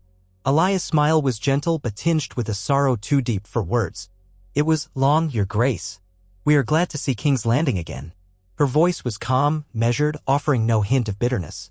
But her eyes flickered with the faint memory of heartbreak. Even so, she had chosen to come, to stand beside Rhaegar in a display of unity that the realm desperately needed. He offered his arm, and together they walked up the steps to the dais where the Iron Throne loomed. Eddard, Oberyn, and others trailed behind, forming a tableau that the courtiers would whisper about for months. Rhaenys clung to Elia's other hand, her expression poised but eager. Young Aegon looked around with wide eyes, apparently fascinated by the gilded armor on the knights lining the walls. A hush fell. Rhaegar turned to the assembled lords and ladies. "My queen has returned to court," he said clearly, letting his voice carry. "Together we welcome Dorne's presence and celebrate the unity of our 7 kingdoms. May this feast reaffirm our bond and strengthen the peace we have fought so hard to achieve." Cheers rose, though some were half-hearted. Rhaegar detected pockets of whispered speculation, questions about how Elia felt, about the fate of the child in the north, about what this meant for House Martell's influence. But publicly, at least, the gesture was accepted. Musicians struck up a lively tune, and the lords and ladies began to file to the great hall where long tables groaned under an array of dishes. That evening, Rhaegar sat at the high table with Elia to his right and Oberyn close by, while other high lords found places of honor. Prince Doran chose a quieter seat near the dais, observing with half-lidded eyes, his face betraying little. Eddard Stark sat further down the table, not one for courtly pomp, but present enough to lend the North's support. To Elia's other side sat her children, who seemed enthralled by the swirling dancers and the many colorful dresses. Conversation at the high table was guarded. Rhaegar inquired after Elia's health, and she demurred, saying only that she felt much improved in the Dornish climate but wished to be here for the good of the realm. Oberyn quipped about the dryness of King's Landing's feasts, suggesting that the Dornish peppers might be the only redeeming quality in the kitchens. Yet despite his jesting tone, he kept a watchful eye on his sister. He was prepared, Rhaegar sensed, to defend her dignity at the slightest insult. Partway through the feast, dancers performed a spirited rendition of a Rhoynish folk dance, feet stamping in unison. Rhaenys' face lit up, and she begged her mother to let her join. Elia smiled faintly and nodded, so the girl hurried to dance among the swirling skirts, her expression shining with youthful delight. Aegon, more shy, remained at the table, sampling a honey cake. Across the hall, Rhaegar noticed how many gazes turned upon the children, each person assessing the future of House Targaryen. Those children were heirs to the Iron Throne by long-held tradition. But what of the younger Aegon in Winterfell? Rumors had spread that the king had sired a second Aegon by Lyanna Stark. The courtiers dared not speak of it openly tonight, but the question hung in the air: who would truly stand as the next Targaryen king or prince when Rhaegar's reign ended? By evening's close, Elia seemed weary. Rhaegar, wanting to spare her the gossip of lingering lords, escorted her personally to the royal chambers. Outside the door, she paused. The corridor was lit by flickering torches, the hush of late-night hush overshadowing the distant echoes of music from the feast. Elia turned to face him, her expression a mosaic of memories and complicated feelings. "I never thought I would see this place again under such circumstances," she said softly. "You have changed, Rhaegar. I see it in your eyes. There is a weight there, but also a certain resolve I once only glimpsed in passing." He bowed his head slightly. "The war changed everything. So did my choices. Elia, I do not wish to reopen old wounds, but I must tell you that I regret the pain I caused."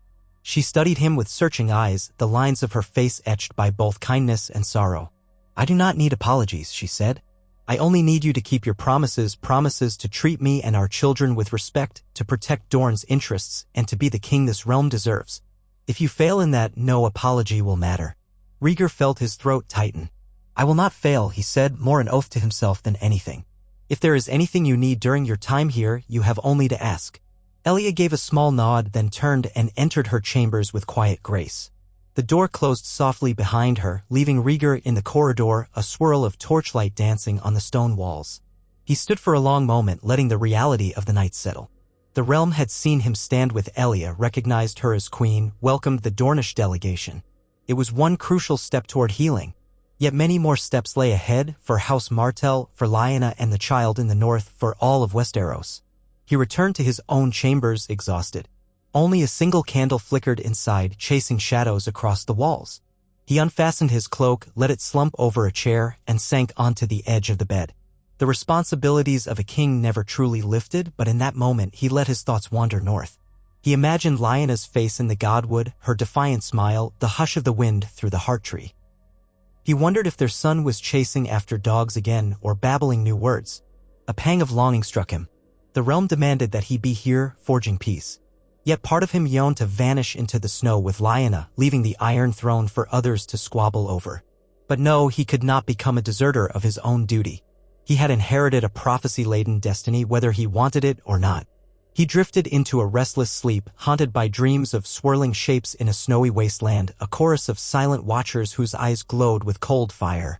Again, he dreamed of winter's endless night, and in that dream, a direwolf howled beside a dragon coiled in flames. He woke shuddering, heart-pounding. The memory of the dream clung to him like frost. Morning came, bringing fresh demands. Elia and the Dornish retinue remained in the capital for weeks, holding smaller gatherings and exchanging gifts with other nobles. Rhaegar made certain to include them in every major function, ensuring no slight was perceived. Oberyn Martell's wit and boldness stirred a certain admiration among the younger knights, though older lords bristled at his irreverence. Prince Doran was more subdued, rarely venturing beyond the palace gardens, but he quietly arranged alliances and trade deals that favored Dorne. Elia, for her part, spent time with her children, showing them the Red Keep's library, the training yard, and the courtyard fountain. She was cordial with Rhaegar in public, never offering more or less closeness than was strictly required. The realm's eyes took note of every gesture. In the midst of this delicate dance, letters arrived from the Vale, confirming that Jon Arryn had subdued the worst of the Mountain Clan raids. From the Westerlands, Tywin Lannister reported success in putting down a minor rebellion among lesser bannermen. From the Reach came a more interesting missive. Mace Tyrell, apparently feeling overshadowed by the Lannisters' economic deals, proposed a grand tournament in Highgarden intended to celebrate the realm's peace. He invited the king and all major houses to attend in the coming spring, promising lavish prizes and feasts. It was a transparent attempt to place House Tyrell once more at the center of attention and possibly, Rhaegar suspected, to gauge the loyalty of various knights and lords. Rhaegar gathered his council in the Tower of the Hand to discuss the invitation. Around the table sat Jon Connington, Barris Selmy, Eddard Stark, Oberyn Martell, representing Dorne's interests, and a handful of trusted advisors. Connington read from the Tyrell letter. It promises generous hospitality, a tourney for knights from across the realm, and a feast that will rival any in history. Lord Tyrell requests your presence, specifically your grace, stating that your attendance will affirm the unity of the Seven Kingdoms. Eddard eyed the letter dubiously. Tournaments are expensive affairs, especially on that scale. Highgarden can afford it, but they wouldn't do so without motive. Perhaps they wish to overshadow the Lannisters' displays of wealth or to coax the king into a more favorable alliance. Oberyn smirked, tapping a finger on the table. Or Mace Tyrell simply loves feasting and glory, which is well within his character. Still, it could be an opportunity. The realm is in need of some hopeful show. People love a good tourney, knights crossing lances, minstrels singing old ballads. A chance to forget war. Barristan Selmy offered a calm nod. Indeed, a public show of solidarity might ease lingering distrust. And if you, your grace, were to attend and even tilt in the lists, it would inspire the realm. They would see that the king is not simply a distant figure behind walls. Rhaegar steepled his fingers, considering the idea. Tourneys had always been complicated for him. The tourney at Harrenhal had set into motion events that tore the realm apart. Yet Harrenhal was also where he first saw Lyanna Stark in all her fierce spirit. He felt a stab of memory so keen it almost hurt. A grand tourney could be a double-edged sword, he mused. Still, I believe the realm might benefit from a celebration of peace, provided we remain vigilant. What do you think, Ned? Ned Stark shifted. He had never been fond of tourneys, seeing them as frivolous displays. But he recognized their political importance. It would be wise to attend, your grace. The Tyrells still command a large portion of the realm's food supply. Their favor keeps bread on many tables in King's Landing. And showing openness to them might deter any conspiracies from blossoming. Rhaegar nodded. Then we shall accept Lord Tyrell's invitation. But we will go prepared with enough knights and guards to ensure peace is not disrupted. With that settled, the council turned to other matters. Rhaegar felt a swirl of anticipation and apprehension. Spring was months away, so they had time to prepare. For now, the city and the realm needed continued governance. The daily churn of petitions and judgments continued, a dispute over shipping lanes with Bravos, the matter of an overzealous septon who preached that the Targaryens' rule was cursed, friction among a few river lords over fishery boundaries. One by one, Rhaegar addressed each, relying on his advisors to sort truth from guile.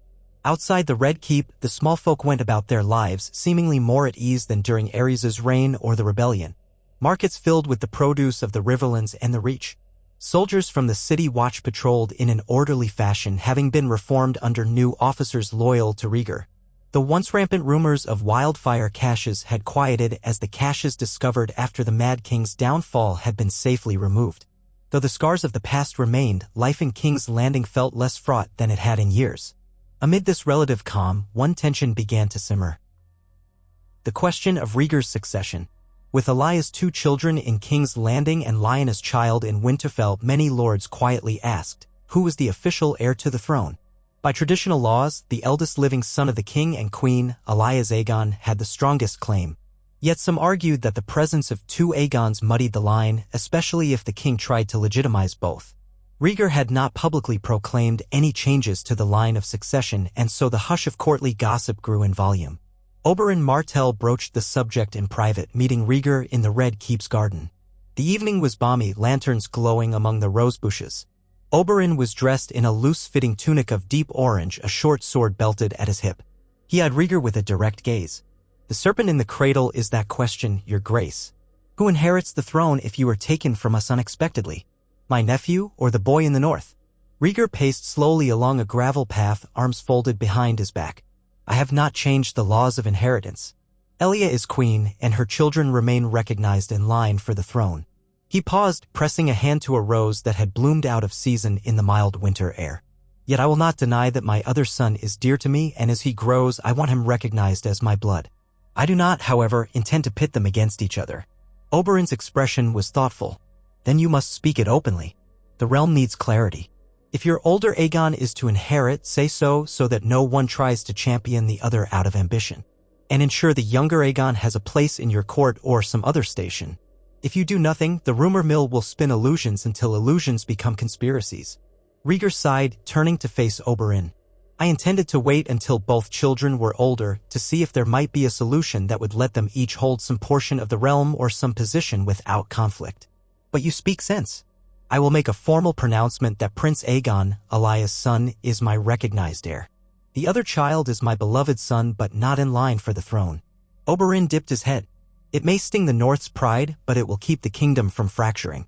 Perhaps you can grant that boy a high title, Warden of the North, or Prince of Winterfell, something to honor his blood. In time, maybe he will understand the necessity." Rhaegar's chest tightened. The thought of diminishing the child he had with Lyanna hurt him. But the alternative was to let the entire realm tear itself apart over a contested inheritance. "Yes, I will do that," he said finally. "When the moment is right." Oberyn gave a faint, almost sympathetic smile. "The burdens of a king are heavy. I do not envy you, Rhaegar."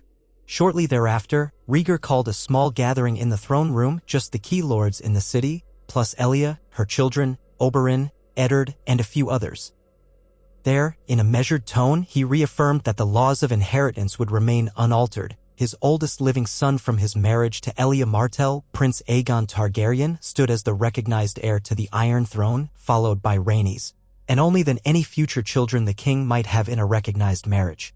It was an uncomfortable moment, for everyone present knew the king had another Aegon in the north. Yet Rhaegar did not mention that boy, save to say that his other children were dear to him and that none should question his love for them. He kept his voice solemn, ensuring no hint of apology or favoritism marred the official pronouncement. Afterward, the throne room was abuzz with whispers. Some praised the move as a necessary clarification. Others found it cold, especially those few who sympathized with Lyanna Stark's situation. But Rhaegar reminded himself that it was for the realm's stability. Elia stood by his side, expression composed, though privately Rhaegar suspected she felt relief. Eddard Stark, on the other hand, was more stoic. Though he understood the logic, he also knew how much Lyanna adored her child. He spoke little of it, giving only a curt nod when Rhaegar glanced his way. With that delicate matter addressed, Rhaegar continued his preparations for the coming tournament in Highgarden. Winter's tale was receding and the road networks across the Seven Kingdoms were beginning to thaw. Lords from every corner made plans to travel, hoping to display their banners, their prowess, and, in some cases, their daughters or sons for favorable matches. The Red Keep hummed with excitement. Courtiers speculated on who would unseat whom in the lists, on which knights might make a name for themselves. Some recalled that in Rhaegar's younger days he had unhorsed renowned riders at various tourneys. They wondered if the king would don his armor again for a tilt, or if he would merely preside in splendor. Elia remained in King's Landing during these weeks, sharing quiet evenings with Rhaenys and Aegon, walking the gardens, occasionally attending smaller receptions. She and Rhaegar kept their interactions public and formal. When questioned by courtiers about her relationship with the king, Elia would simply smile and speak of the realm's greater good. Oberyn, meanwhile, joined a few sparring sessions in the yard, showcasing a whip-like style that earned grudging respect from the knights. Doran Martell soon decided to return to Dorne for health reasons, leaving Elia and Oberyn to represent House Martell in the capital. Then the day came for the royal progress to Highgarden. Carriages, wagons, and a lengthy column of mounted knights set forth from King's Landing under a bright sky.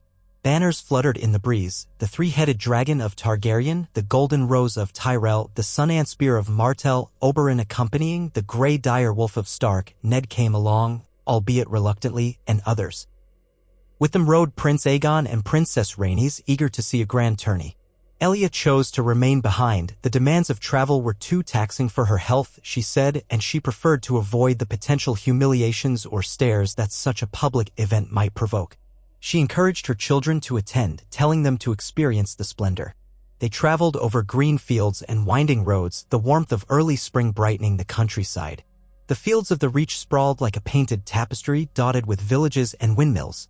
Highgarden soon came into view, perched on gentle hills by the Mander River, its ramparts swathed in ivy and flowers.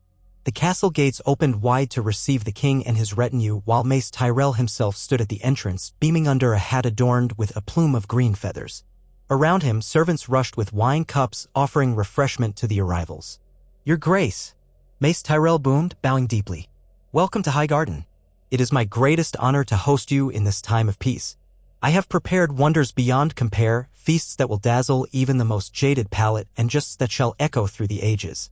Rhaegar forced a polite smile, dismounting. "Thank you, Lord Tyrell. The realm appreciates your generosity. We look forward to witnessing the finest knights compete." He handed his reins to a stable boy, then exchanged courtesies with Mace. Eddard Stark, more reserved, inclined his head. Oberyn Martell gave Mace a rakish grin, no doubt relishing any chance to needle the Tyrell lord's pompous airs. Highgarden's interior courtyards were a riot of color. Flowers bloomed everywhere, roses in particular, climbing lattices and spilling over balconies. Musicians strolled in bright garb, piping cheerful tunes. Servants ushered the king's party to spacious quarters, each chamber scented with fresh blossoms. Later, Rhaegar joined Mace Tyrell and others to inspect the tournament grounds, a broad field by the Mander, lined with newly built stands for spectators. Pennants fluttered overhead while carpenters hammered final touches to the lists and pavilions. I have invited hundreds of knights, Mace proclaimed, gesturing expansively. They arrive from Dorne, from the Stormlands, even a contingent from the Iron Islands. We shall see glorious displays of valor and chivalry, and the small folk will rejoice at the spectacle. Rhaegar nodded, though inwardly he recalled how Harrenhal's lavish tourney once lit a fuse that ended in rebellion. He prayed this event would not stir any hidden embers. In the next few days, the trickle of arrivals became a flood, knights with proud sigils, sworn swords of lesser lords, hedge knights hoping to prove themselves. Merchants and entertainers flocked to the castle outskirts, setting up colorful tents. The entire region buzzed like a hive. On the eve of the tourney, a welcoming feast was held in Highgarden's Grand Hall. Tables laden with roast swan, berry tarts, spiced ciders, and every manner of fruit lined the space. Lord Tyrell sat at the head table with King Rhaegar, Prince Aegon, Princess Rhaenys, Eddard Stark, Oberyn Martell, and other luminaries. The hum of conversation filled the hall. Knights boasted of their martial feats, while ladies whispered behind fans, eyeing potential suitors. Jugglers performed near the dais, bright spheres tumbling in a blur. Mace Tyrell rose at one point, raising a goblet. To King Rhaegar Targaryen he intoned, who has brought us peace after years of turmoil. May this tourney be a tribute to his wise and just reign. The crowd cheered, though some looked more genuine than others. Rhaegar inclined his head in acknowledgement, lifting his own cup but refraining from a long speech. He preferred his actions to speak for him. That night, Rhaegar slept fitfully in Highgarden's guest tower, haunted yet again by dreams of swirling winds and white shadows. He woke at dawn to the sound of horns announcing the start of the tourney. Dressing swiftly, he joined the throng heading for the tilt yard. Crowds of small folk and visiting lords packed the stands, each vying for a good view. On a raised dais, the king took his seat, with Mace Tyrell hovering nearby. Prince Aegon and Princess Rhaenys sat close, eyes wide with excitement. Eddard stood to one side, arms folded, looking uneasy with the fanfare. The opening ceremonies began with a parade of knights in shining armor, plumes dancing on their helms. They carried brightly colored shields, each bearing the sigils of houses large and small. Trumpets blared as they made a circuit around the field, saluting the king. Rhaegar rose to acknowledge them, the sunlight catching on his own circlet of gold. He felt a flicker of memory. At Harrenhal he too had ridden in such a procession, a silver prince upon a coal-black steed. How much had changed since then? When the jousting commenced, the thunder of hooves shook the ground. Lances splintered against shields, sending shards of wood flying. The crowd roared at every impact, thrilling at the possibility of an unhorsing. Knights of the Reach performed well, obviously used to such events. A few Dornish riders also distinguished themselves, agile in the saddle. House Hightower, House O'Hart, House Tarly, even lesser houses from the Stormlands and the Westerlands all tested their mettle under the bright sun. Between the rounds, entertainers filled the intervals, acrobats walking tightropes, troubadours singing ballads of love and war. Servants circulated with trays of chilled fruit and flagons of mead. Lord Tyrell beamed, soaking in the spectacle. He took every opportunity to point out to Rhaegar how splendid and successful the tourney was. Rhaegar, though polite, kept his gaze drifting over the crowd, watching for any sign of hidden tension. So far, all seemed well, just the swirl of excitement, rivalry, and ambition that always accompanied such games. On the second day of the tourney, the melee took place. A large circle was roped off in the field, and dozens of knights entered, each armed with blunted weapons for safety's sake, but accidents could still happen. The fight began with chaos, men hacking at each other's shields, alliances forming and dissolving in moments. Dust rose in great clouds. The stands erupted in cheers and gasps as knights were struck, toppled, or forced to yield. In the end, a young knight with a falcon sigil, Ser Lyn Corbray of the Vale, emerged victorious, surprising many who had expected a more famous competitor to claim the final blow. He bowed to the king, pride glowing in his eyes. Rhaegar congratulated him, awarding a sizable purse of gold. It was these lesser-known talents who sometimes rose to glory in a tourney, stoking the fervor of the crowds. By now, the small folk in attendance were calling for the king himself to ride in the joust, recalling his legendary skill. The rumor that Rhaegar might unseat even the best lords had spread from old stories. Lord Tyrell, hearing the chants, leaned in with a broad grin. Your grace, the people yearn to see you tilt. Will you honor us with a display of your prowess? Or perhaps show mercy on us and only grace the field if you wish not to humble all your knights? Rhaegar managed a slight smile. I have not prepared to compete, he said. My days of formal jousting are in the past, my lord. But Tyrell pressed on, spurred by the crowd's enthusiasm. Surely you can at least give them a pass or two, your grace. Even if not for the prize, let them witness your skill. It would lift spirits and remind them of the rightful king's place. The stands echoed with chants of Rhaegar. Rhaegar. The memory of Harrenhal's fateful tilt coursed through Rhaegar's mind. He cast a glance at Eddard Stark, who watched with guarded eyes, remembering all too well how a certain crown of winter roses changed the course of history. Rhaegar swallowed the surge of conflicting emotions.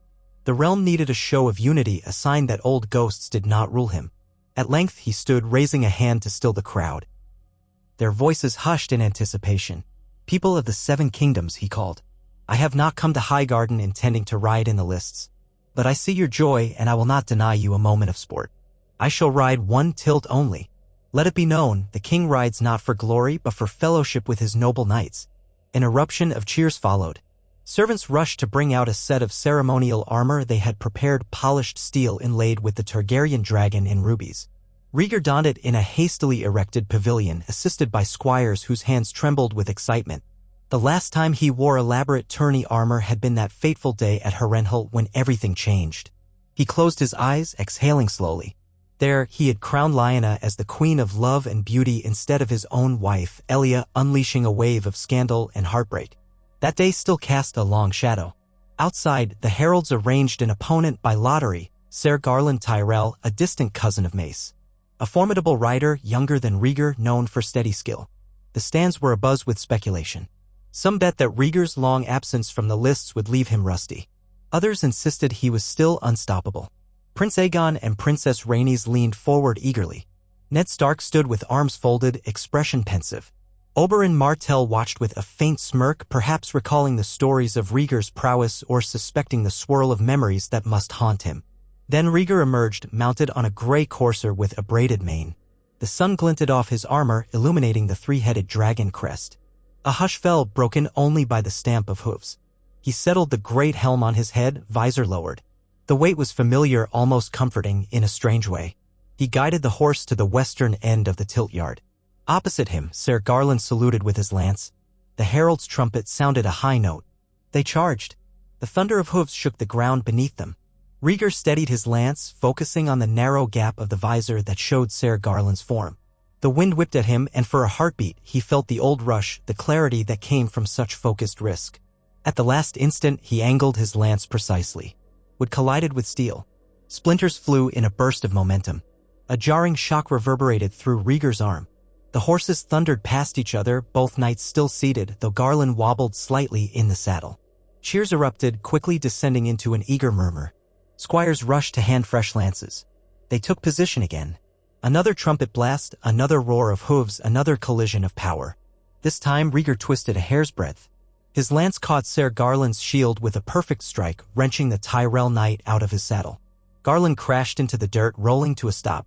A collective gasp rose from the stands, followed by an explosion of cheers.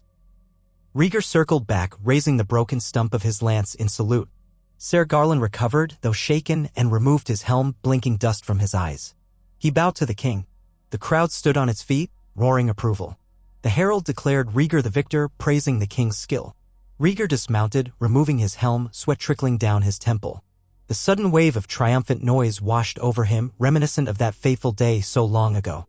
But this time there was no scandal, no stolen glance at a Stark maiden to scandalize the court. He simply turned toward the dais, bowing once in respect to the watchers as any knight would to the presiding lord. Mace Tyrell practically bounded from his seat, wide grin splitting his face, and cried, "All hail the king, undefeated in the joust." The crowd echoed his words, "Hail! Hail!" as Rhaegar's squires hurried forth to remove his battered lance and lead the courser away. In the stands, Prince Aegon and Princess Rhaenys clapped and laughed with excitement, their young faces glowing. Eddard Stark allowed himself a faint, relieved smile, though in his eyes Rhaegar saw the memory of how differently it all went at Harrenhal. Oberyn Martell cheered with the crowd, though the cunning amusement in his glance suggested he recognized the swirl of old ghosts in Rhaegar's posture. That evening, the feast at Highgarden soared to even grander heights. Mace Tyrell boasted that his house had hosted the king's triumphant tilt, thus forever immortalizing Highgarden's generosity. Wine flowed freely, and bards composed spontaneous verses about the dragon's single charge. Rhaegar, for his part, endured the accolades with polite restraint, leaning on Eddard's calm presence whenever Tyrell's flattery became too thick. Prince Aegon demanded stories of his father's earlier justs, peppering Rhaegar with questions. Rhaenys teased her brother that she would become a better rider than both him and their father one day. It was a moment of familial warmth that eased the heaviness in Rhaegar's heart. When the last day of the tourney came, the final rounds of jousting were fierce. A renowned knight from the Westerlands unhorsed several favorites, only to be toppled in turn by a grizzled veteran from the Stormlands. A hedge knight from the Crownlands nearly bested all but stumbled in the final pass. In the end, a lord from the Reach Ser Gaiard Morrigan won the champion's purse to Mace Tyrell's delight. The crowd roared, and the victor humbly knelt before Rhaegar, who placed a wreath of golden roses upon his helm in a symbolic nod to House Tyrell's domain. At last, the tourney concluded. Highgarden stands emptied, and the pavilions were struck. Knights departed with bruises, pride, and the talk of the realm's greatest houses swirling in their wake. Rhaegar prepared to leave as well, mindful of the pressing duties awaiting him back in King's Landing. Mace Tyrell begged him to stay longer, to indulge in more feasts, but the king demurred, citing the responsibilities of the realm. They parted on good terms, with Rhaegar thanking Tyrell publicly for a splendid display. On the journey back, Eddard Stark rode beside Rhaegar, at times quiet as ever. Eventually he spoke. "You tilted well, your grace. The realm will sing of it." Rhaegar offered a soft smile. "Thank you, Ned." For a moment I feared it might awaken old controversies. But it seems the realm is content to see me ride just one victorious pass with no scandal attached. Ned's gaze shifted away. "You handled it admirably. I recall how different it was at Harrenhal. I recall my sister's tears and my confusion. But we are in another time, and the past must remain there." They rode in silence for a bit, the hoofbeats steady on the road. Rhaegar finally said, "I do not regret the love I found with Lyanna, but I regret the pain it caused others. If the gods are kind, that chapter is behind us and the realm can look forward." Ned nodded slowly. "Yes. The gods willing, it will be so." The caravan continued onward under a pale sky, bright with early spring sun. They passed villages wearing garlands of flowers in celebration of the new season. Small folk came out to wave at the king, relieved that peace still held. Rhaegar answered with nods and occasional smiles, though his thoughts remained layered, thinking of Lyanna in the north, of Elia in the capital, of their children and the fate he strove to shape. Upon returning to King's Landing, they found Elia sitting in the royal solar with Rhaenys, reading aloud from a history of Nymeria's voyage. Rhaegar's older son, Prince Aegon, was in the courtyard, practicing swordplay with a master-at-arms. Rhaegar paused to watch him from a window as they dismounted, noticing how the boy's form had improved. There was diligence in the way he swung a practice blade. Rhaegar recognized a shadow of his own younger self, the child once torn between harp strings and sword steel. Within the Red Keep, John Connington greeted them with updates.